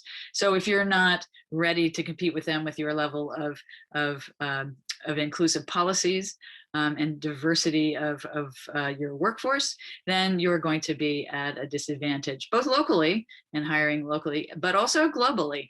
This is a process that is increasingly visible at the level of the global multinational corporation. And finally, I'll just point out that those corporations are increasingly looking not just to being sure that they're fully inclusive of LGBTI people, but they're also thinking about where they're going to do business with other companies and in other places. And they're looking at the climate, they're looking at the policies, the public policies, as well as the private policies of people in their supply chains. So overall, increasingly, we can see that this economic value to economies, the economic value to businesses is increasingly going to be actually an imperative of being fully inclusive of LGBTI people. And it's particularly going to be important, and we have big opportunities, I think, at a moment like this, where we're thinking hard about rebuilding and making sure that our policies are sound and that we are fully inclusive of an increasingly diverse workforce. It's a big challenge, but I look forward to talking to you about how we can best do this. Thank you.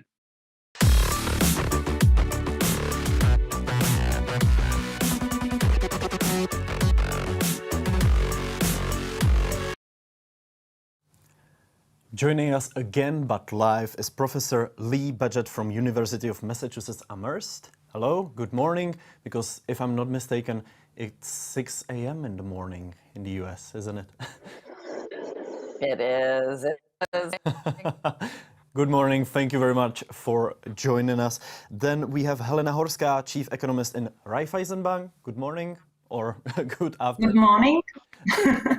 Yeah, it's after morning, so hello, good afternoon already. Good afternoon, yes. And finally, we have Tomáš Sedláček, Chief Macroeconomic Strategist of ČSOB. Welcome to the last live panel discussion of today's conference. Hello. Thank you. Mr. Sedláček, first question goes for you. In your book, Economics of Good and Evil, you write that with crises, there are always, they are happening in order to open something new. It's an impulse to shake down old thinking and bring new perspective. So my question is, what perspective is there going to be after the next crisis? Well, we've learned that the economy has changed from, let's say, a male stereotype to being much more indifferent to gender. I mean, this wasn't the case 100 years ago. So the development of the economy actually has been very pleasant, because in 98% of the jobs, or maybe even 100 cases, it doesn't really matter whether it's done by a male or a female. This was not the case. So even following the political emancipation of women, the economy is sort of following suit and going towards the direction of being a more, let's say, gentle economy. And we could see that very well during the pandemic, where 30% of workers were actually working from home. So work is no longer, macho, muscular, dangerous, factory-driven terror. But it's something that we make at home. We make a lot of our GDP at home, and GDP is less and less tangible. And the material things are leaving the domain, and we see service sector becoming the by far dominant part of GDP.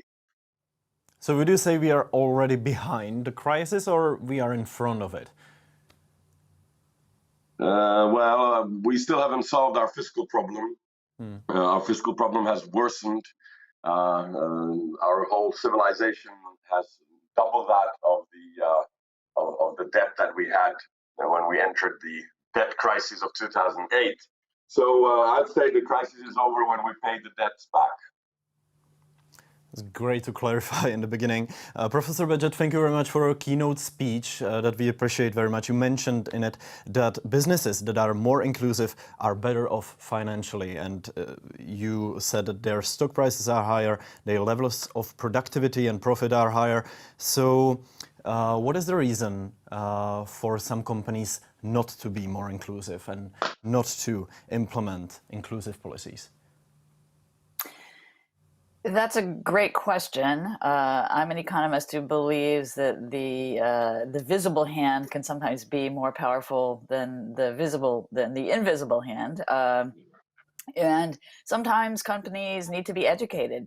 They don't realize that in many cases they'll say, "Oh, I don't think I have any LGBTQ employees." And for a small business, that's statistically possible. But for most businesses of any size, there will be some. And if you don't know that you have them, then that in and of itself, I think, is perhaps some evidence that you have some work to do. You want your employees to be able to talk to you and tell you what they need, what's not working for them as LGBTQ people in your workforce.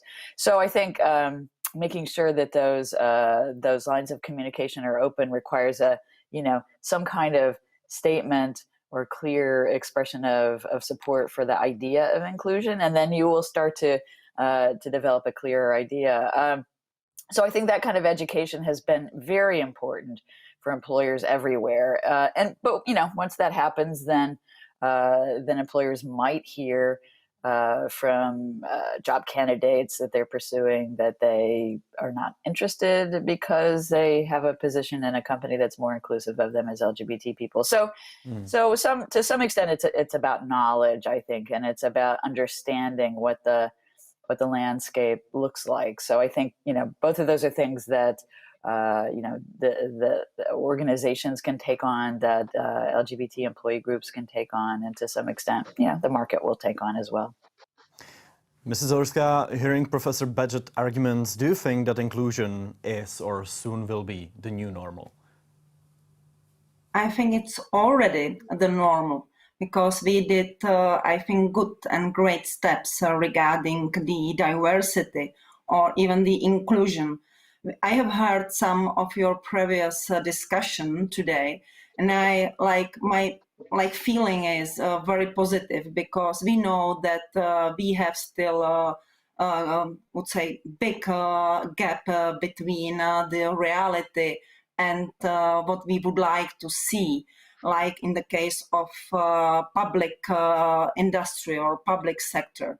As you also mentioned in a previous speech, the private sector is definitely ahead of this trend, and I would definitely support the ideas of Professor Lee that diversity and integration of different people from different culture with different sex and sex orientation, or even with different also age, it's very important for our companies, because it's not only about the employees, it's also about the clients, because we have different clients. We would like to serve their needs. And if you would like to do by great method or with great value, we need to know what they would like to have and what they would like to see. So very modern word, agile, and to be agile, or the agility, it's very important for even financial, very conservative institutions. We also in the future will have a problem with talent attention, because young people are not really interested in a banking sector, and we need to increase the reputation of, would say, all kind of companies.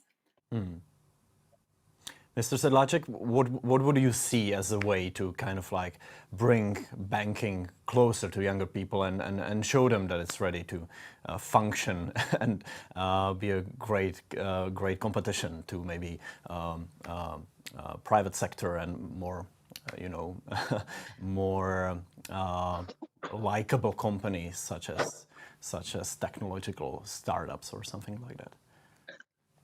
Yeah, I see this as, actually you said it quite precisely, maybe as a future role of the stone banks, let's say the traditional banks that have, offices all over the country and they have a backbone and they know psychologically their clients. And we have, and all of our banks have affiliations in everywhere. I think in the future, banks could substitute the role of civil servants. When I was a small boy, I thought this is the way it works. When you become 18, the government gives you your sort of your clerk, and that guy or a woman runs around and does things sort of on your behalf. This is what banks could do. We know we can do your tax returns. We can file for all sorts of paperwork, and this is also the way it's going, because we now have this banking identification, which works wonderfully in the Nordic countries. So you log on. This is very attractive for young people. You just log on into your bank, and you are in the safe zone. And there, you can not just only do money transfers. You can also communicate with the offices. And I think the private sector is much more open to these changes that we're talking about, because the economy. Basic principle discovered by Adam Smith of Wealth of Nations is that we specialize. But what we forget very often, that specialization isn't enough. We need to be different. If we would be all same, there would be no trade, there would be no exchange, there would be no wealth of nations. So economy has an inbuilt engine to make profit on differences. And so I believe that this engine, which is at work most of the time, is something that has an engine of its own, trying to find differences and exchange between them. Professor Badgett, neuroscientist Vivian Mink claims that everyone who is different has to pay a tax for it. Jose needs to have much higher education than Joe to get the same position. Is there any tax for being LGBT+? Can you estimate? Yes, well, there certainly is a way of thinking about it like that. It's hard to put it into quantitative terms sometimes. I mean, so if we're talking about a wage gap, yes, there are studies from many different countries that show that the gay and bisexual men in particular earn about 11% less than heterosexual men, with exactly the same kinds of characteristics that we think are relevant for pay. So there's definitely a tax to be paid there. We don't have as clear an idea about that for transgender people. For lesbian and bisexual women, they pay a heavy tax because they're women. So the gender gap has a much bigger effect around the world on lesbian and bisexual women's pay to begin with. They earn less than heterosexual men, and they earn less than gay men, gay and bisexual men. So there are taxes to be paid that sometimes are layered on top of other kinds of taxes that are already there. And then there's the difficulty in getting jobs. So that's a little harder to put an exact monetary figure on, but we have, again, evidence from many different countries that there is employment discrimination, that it's harder to get employers to pay attention to LGBT job applicants and for them to get access to the same opportunities that heterosexual people have. Then there may be differences in tax structures because of families not being recognized legally. So there are many different kinds of ways that just coming out of the job market and the taxation system that LGBT people may be taxed in that same kind of sense. The answer and clarification, Mrs. Horská, one of the biggest costs of LGBT plus discrimination can be a so-called brain drain, which means that LGBT plus talents are searching for a job in more inclusive, more respecting territories. Considering that 51% of Czech LGBT plus employees are not out yet in their workplace, This might easily be a threat to the Czech labor market as well. What can we do to prevent it in your eyes? Definitely. It's true that any person that it's, would say, pressed out of the market, it's some economic loss for entire society, not only for companies. But I would like maybe react also to Professor Lee, because I know that the discrimination, it's not very nice, but if you put from the different perspective, that many of these people, unfortunately, are pressed to open their own independent business. They maybe start their own startups. It can be finally a positive impact, or can have positive and finally positive impact on economy, but it's not would say what we should support it. So I'm not saying this is something that we should stick with it. I'm only saying that these like discrimination can have also the positive impact and motivate people to do something by own. And regarding the discrimination, yeah, we need it to tackle not only by the age or sex or different differences between us, because the Czech labor market is already now ahead of expected economic recovery, is exhausted. And if we need more people to be active on the labor market, we need to open the possibility and chance for everybody, really everybody. And this is a big question and a big task for not only public institutions, but also for businesses. And I see the big changes and big movement between the private businesses to open their companies for different kind of people with the different ideas, because different people, different ideas give you some new thinking, new knowledge. You can see more creativity. You can see more direct contact to our clients. So in a private business, definitely I see a big potential for changing this position and to, would say, challenging the conservative approach of many managers, CEOs, and also the owners of companies, and including the state or government, would say. Mr. Sedláček, would you agree with this statement? Yeah, absolutely. Yeah, because 100%. Yeah, we don't have to go far. If you look at Visegrad 4, V4, in general, might suffer from brain drain, especially when we look at Poland or when we see what is happening in Hungary. Do you agree that this reputation of V4 can internationally hurt Czech labor market and Czech economy as well, internationally or maybe even from within?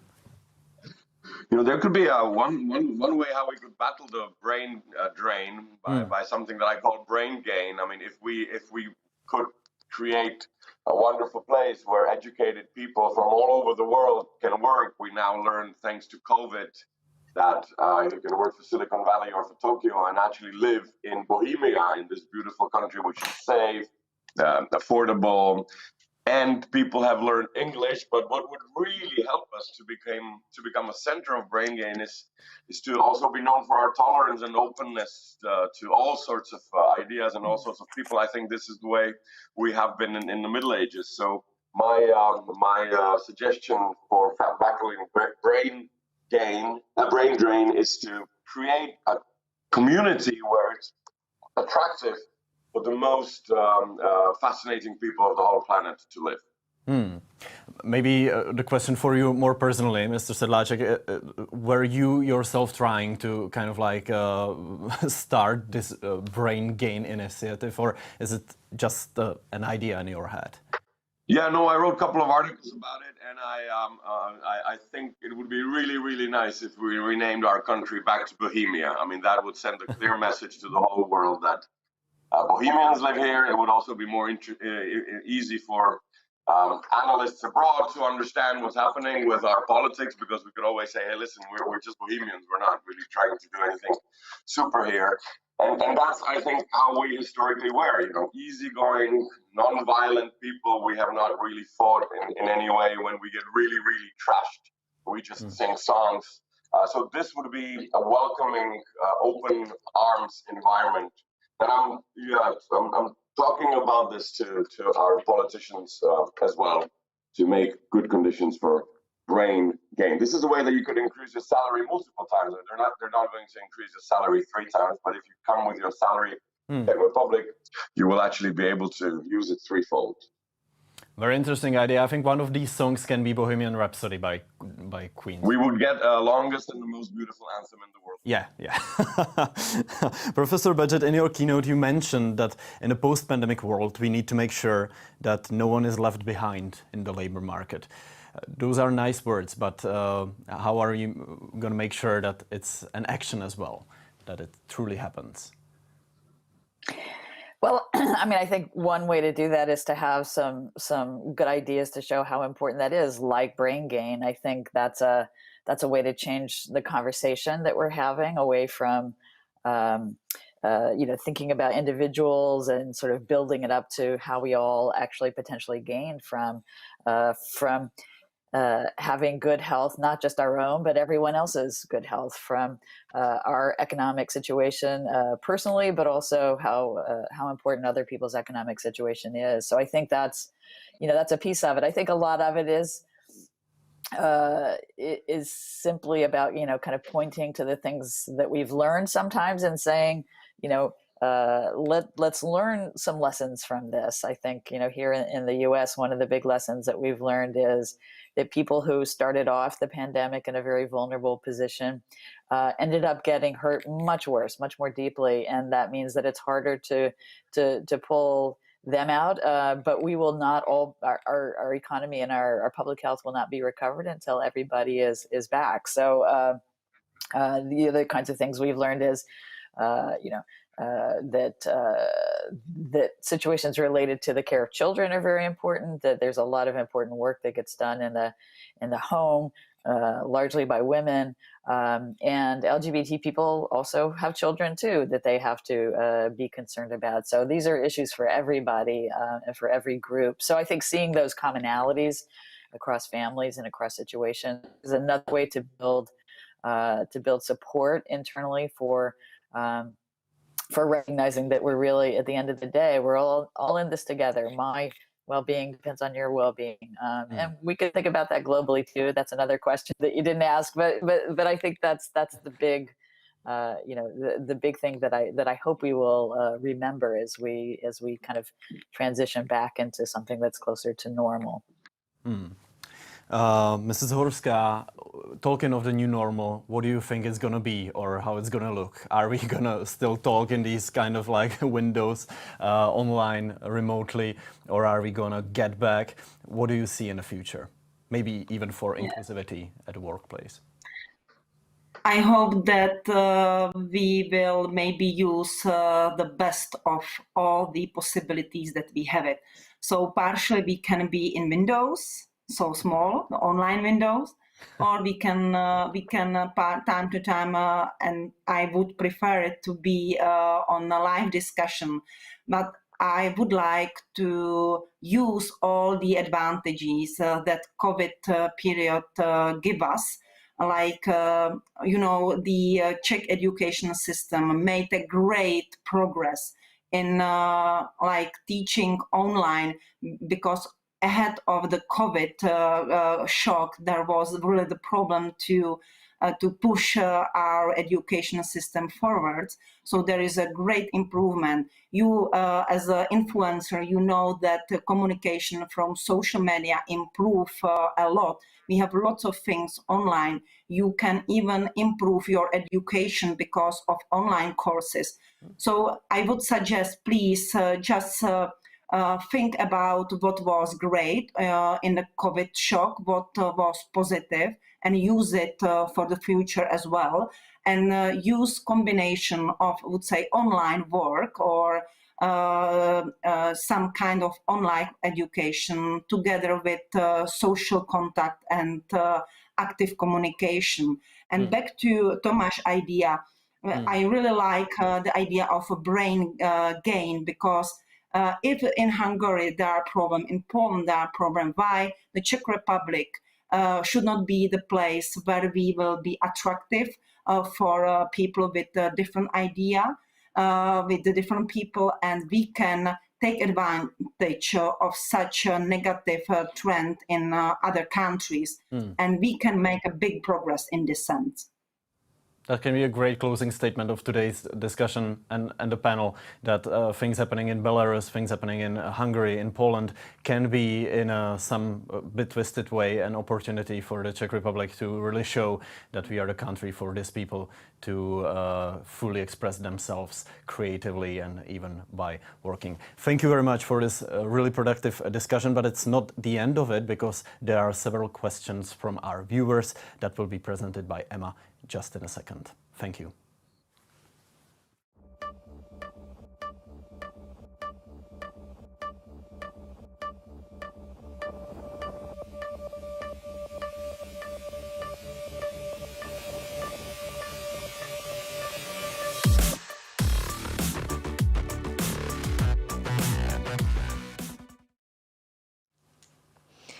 So, as Kaveh promised, here I am with questions coming from our audience. I would love to thank all three speakers for an amazing debate that I've watched closely. Now, here are some of the questions that Kaveh did not ask, but our viewers did. First one. When setting up strategies for businesses, is it better to be indifferent to gender or sexual orientation, or to be conscious of it and approach it actively? So, who wants to start? Mr. Sedláček is a good starter. Well, you know, I watch my son play computer games where they, of course, have their avatars as they go around shooting each other, and there you don't see who's behind, if it's male or female, or your race doesn't matter, your country doesn't matter. And they have hard times referring to each other because they don't know if he or she character is actually male or female. So they're having to find their own little creative ways about it. I remember in Finland, there is a word for him, her, and it. It's just han. They just have the same word, and that just simplifies the language so much. So I think, I mean, ideally, you should be colorblind. You should be so used to seeing redheads or people of color that it doesn't do anything to you. And so my approach would be, somewhere in the future, home run is that this wouldn't matter as much as what was the color of my hair. True. And by the way, if I'm not mistaken, there is less redheads in the world than LGBT plus people. Is that correct? I'm not sure about I'm it. an endangered species. Exactly. I'll use this to my advantage. Now, I think I found the figure 2 or 3% somewhere, but it may not be updated. I'm not sure. Good to know. Same question for Professor Braget. I think it raises some interesting philosophical questions, I think. But on a practical level, I think I would mainly say that I don't think you could even hope to get to the point of indifference if you haven't been conscious of those differences to begin with. And some of it is, as I was saying earlier, that you need to learn. We don't always know about the experiences of other people. We have ways of doing that learning. That's what the arts are about in many ways, to develop a kind of sense of who other human beings are through their art, their literature. But we can also have this conversation very directly in workplaces where we learn about each other, and I do think that's important. In thinking about kids, I am always impressed by how children are so open earlier in their lives, but how over time these other layers and expectations, social norms, stereotypes, biases somehow get eventually taught to them. And so that to me that's always a reminder that we have things that we must unlearn. And it's challenging. It can be hard and it can sometimes make people uncomfortable. But ultimately, I think that's the only way that you have any hope of getting to something closer to indifference. Well, thank you for this answer.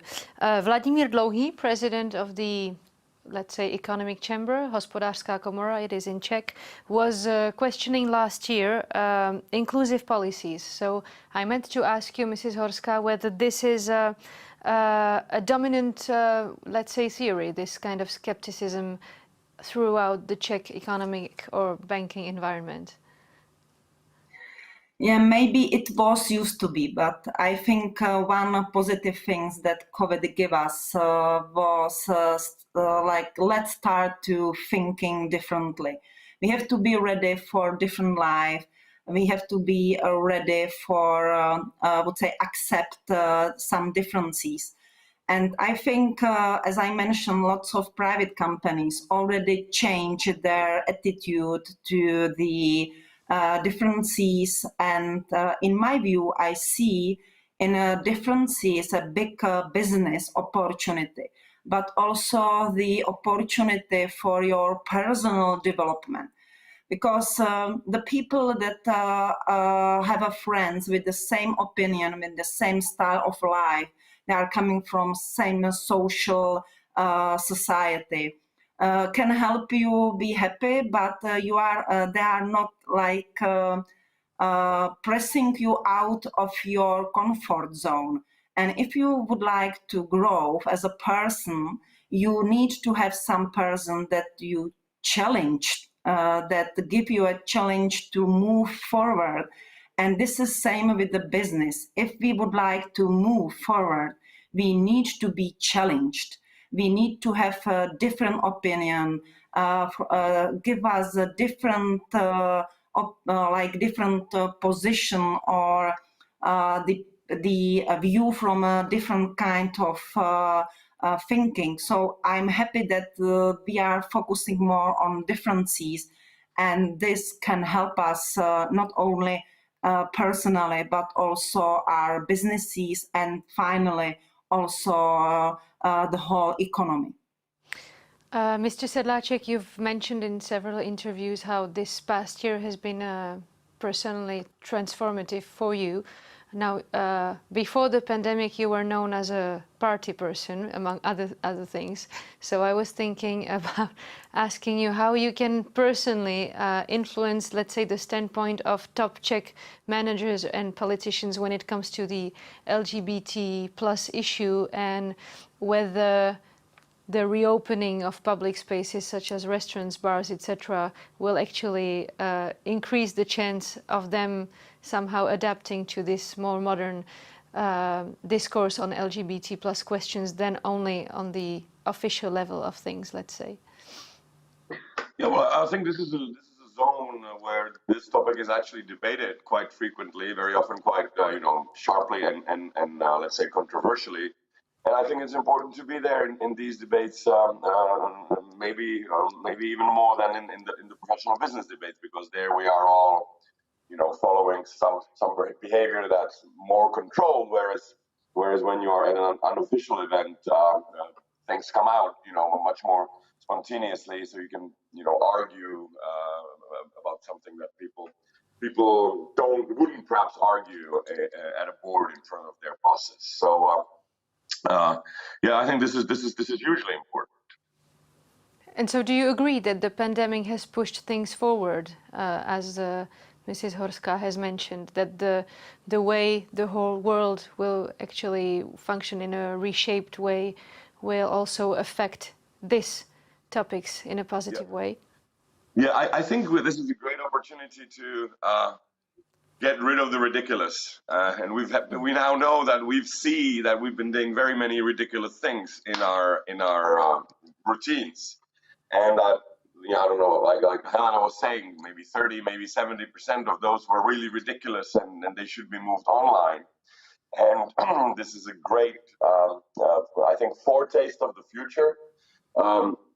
And what the government should do is to, I always say, and I can't repeat this enough, that the responsibility of the Minister of Finance is the Ministry of Finance, not the economy. I mean, we still believe, like they used to in Egypt, that the flooding is a result of some person sitting somewhere. I mean, the Minister of Finance has very, very little influence on the current economics as it is. So all these offices should be virtualized, where you should actually have dates where we want to sell government buildings. And this again makes the country much more open in many, many areas, but also in the area of people accessing and doing what they're good at. If I'm a good shoemaker, I should be allowed to make good shoes and not spend a significant percentage of my time doing ridiculous things that are completely unrelated to my business.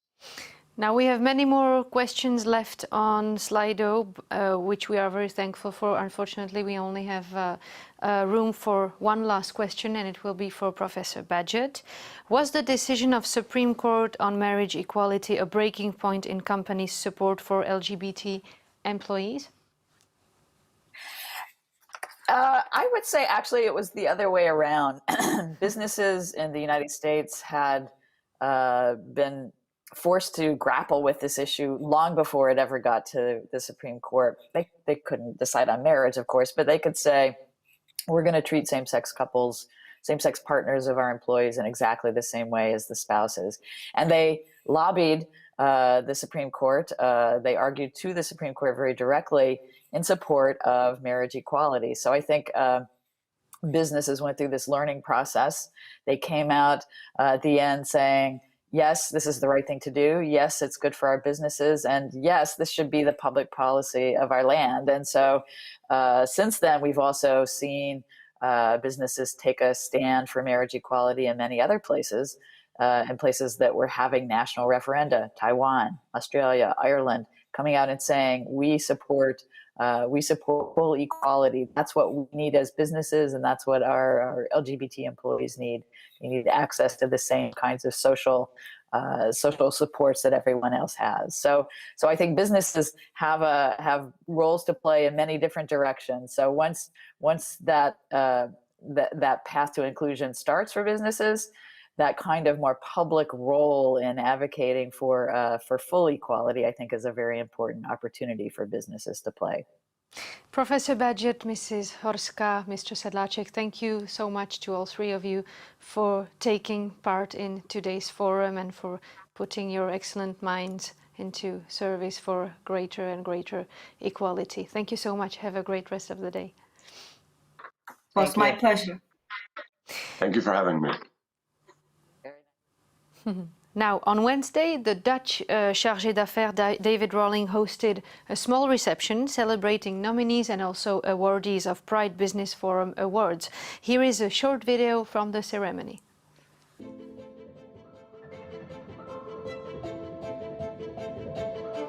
We are going to announce who is the winner of the LGBT Plus Employee Award. Category, Big Step Forward. The winner is Moneta Maribank.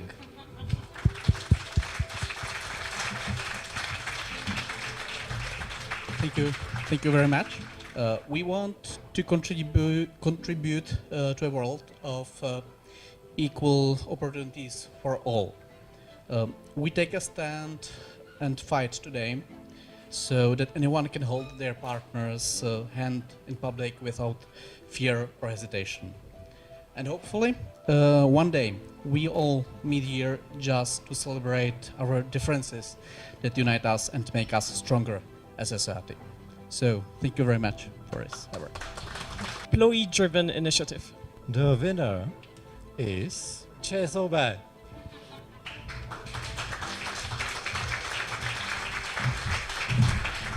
And ladies and gentlemen, Martin Zelenka, the LGBT lead of ČSOB, is coming to hand over the prize. Well, as you can see, we are kind of surprised. There are no managers coming from ČSOB, but we are members of this group. So we are glad to I'm glad that I can thank you, all the members, because without their support, this would not happen. They are really great members of this group, really supporting, really willing to change And I'm really glad that Moneta was here today, and together, we are changing the whole banking sector. The winners are Accenture, ExxonMobil, Microsoft, and SAP Group. Okay, so on behalf of Accenture, thank you very much. Thank you to Pride Business Forum for holding these awards. But we should have a stand, and this is what I see here in the area, and we should be out there and we should promote what we believe in. So thanks a lot.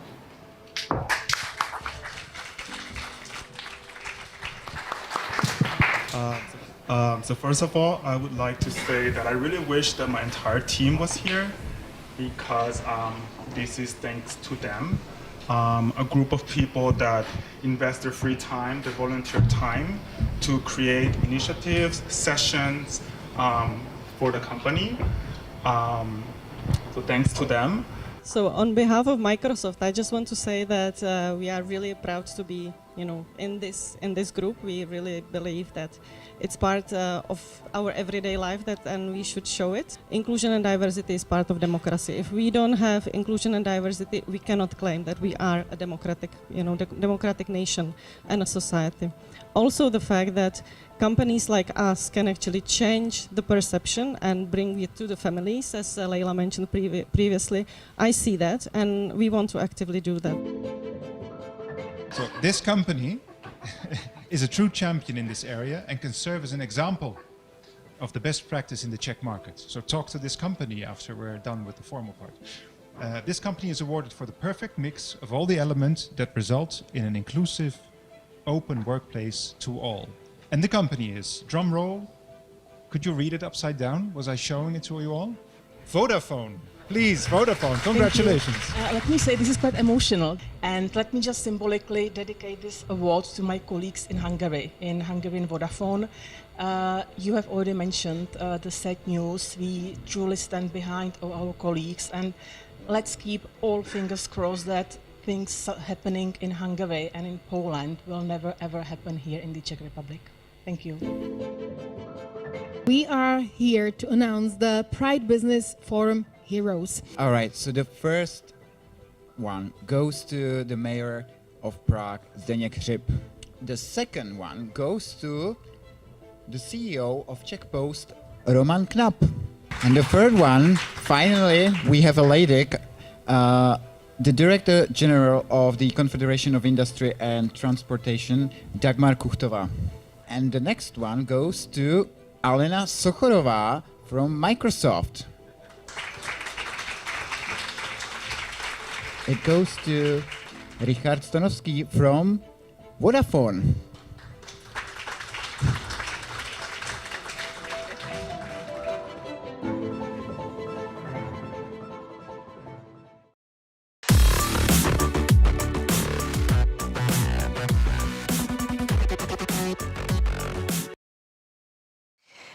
Welcome back. We're almost at the end of today's conference. It has been exactly as fast as all the previous years, faster than we expected. We hope you're enjoying it as much as we do here.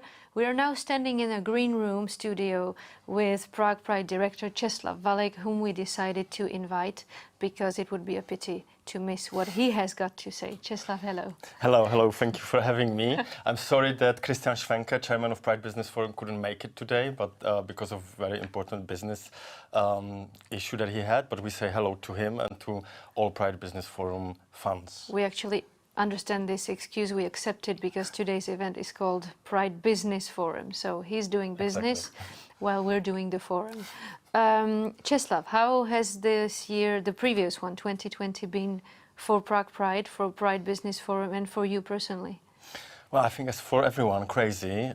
We suddenly get out of the streets and we were locked down in our houses. But I think we changed gears very quickly, and with the Pride Business Forum, we organized, I think, 9 or 10 webinars, including 2 big symposiums, one focusing on public sector, one focusing on financial sector. We organized free movie nights for our ERG members, and what I'm really happy about is that we haven't lost any companies as our members. Quite an opposite, companies are still joining us. Just recently, 4 new companies joined us, the Randstad, McKinsey, Plex or JTI. This year we got the giants as Škoda Auto or Česká pošta joined Pride Business Forum. So we now are total 37 members, which is great. That's fantastic news. Now, this event is meant to inspire others and others.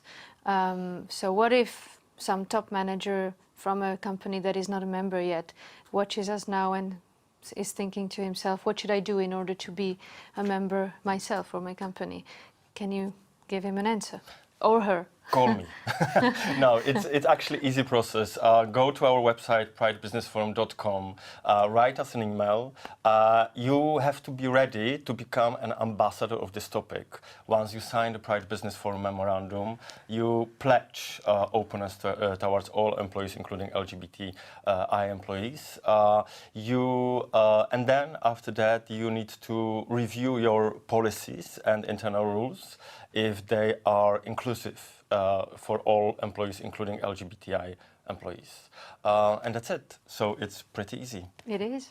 Now, from what you've heard and seen today, what are the main conclusions we should keep in mind, according to you?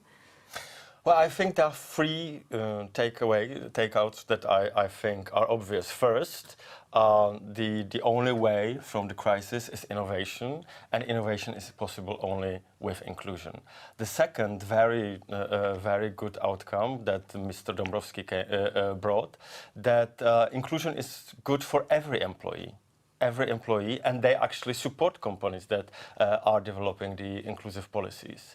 And third one, the public institutions should start actually doing something. Now, the quality of the speakers today was rather high, so I was wondering how hard it is to persuade companies and people working at top positions in those companies, not only to be members of the Pride Business Forum, but also to be willing to publicly speak about it, such as we've seen today. Is it a difficult process, or is there a long queue of managers that would love to take part, but there's not enough room? Well, first of all, this is a thoughtful process. We have an organizational committee, and we almost for a year we are thinking what topics, what information to bring. So it gives actually food for thought for the companies. And then based on this decision, we are selecting the keynotes and the panelists. At the beginning, it was hard. In private sector, people were afraid of the topic, but right now it's quite an opposite. We have the great economists or leaders of the business that are ready to talk without any constraints. But what was surprising this year was public sector, and there I felt like 10 years ago with the private sector, where it was hard for us to find actually speakers that would be here today. So I'm very happy for those brave ones who came in. Wonderful. What is next for the Pride Business Forum? Summer. Right. Summer is coming. Well, I very much hope, although I love those online meetings, I very much hope that we will come back to the conferences rooms and we actually will meet and network, because networking and meeting in between the business leaders is big portion of our work. We will definitely continue with public institutions. They should not think that we will let it be, because the situation in public sector is not great. We will continue with our financial sector members to work with banks and insurance companies. So yeah, lots of things to do. That sounds like a series of great ambitions. Good luck with that. Thank you. Thank you for all the energy you're putting into it. It's a pleasure. It's an honor. Thank you so much. Ladies and gentlemen, this was and will be Česlav Valek, and this is our wonderful green room studio. Thank you so much for your attention.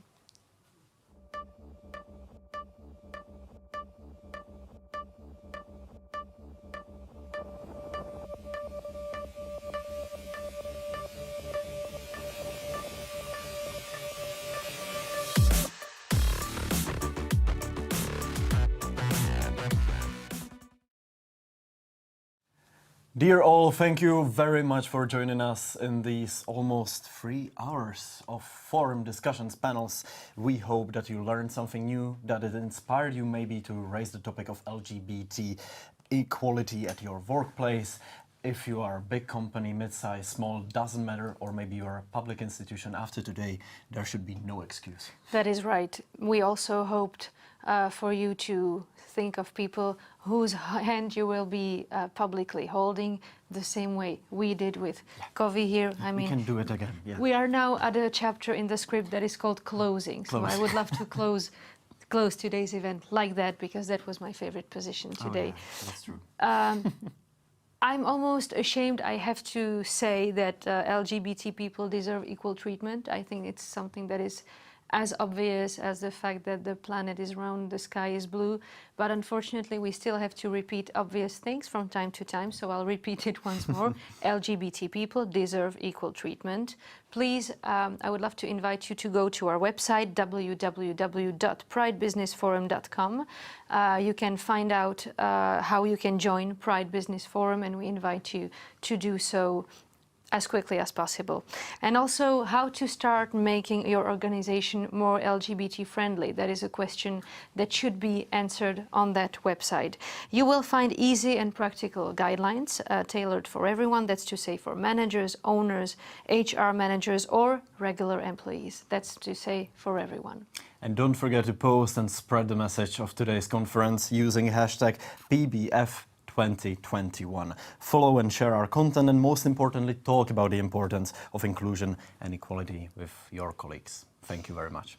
A big thank you to the amazing Deloitte team for hosting this year's conference. We've enjoyed it very much. Another big thank you to all the speakers and panelists for the organizational committee and all of you who were actively participating at the conference. Thank you, Czeslaw. Thank you, Kovi. Thank you, Emma. Thank you all for watching us, being here with us. It's been a wonderful time, and I think we both hope to see you as soon as possible in person, if possible. Stay positive, stay negative. You know, it's the same joke as last year, but unfortunately, it's still, it didn't lose its sense. So we'll still keep repeating things. And we'll see how it goes on. Next year, we'll see you again. We hope with a different joke by the end. Have a nice one. Bye. Goodbye.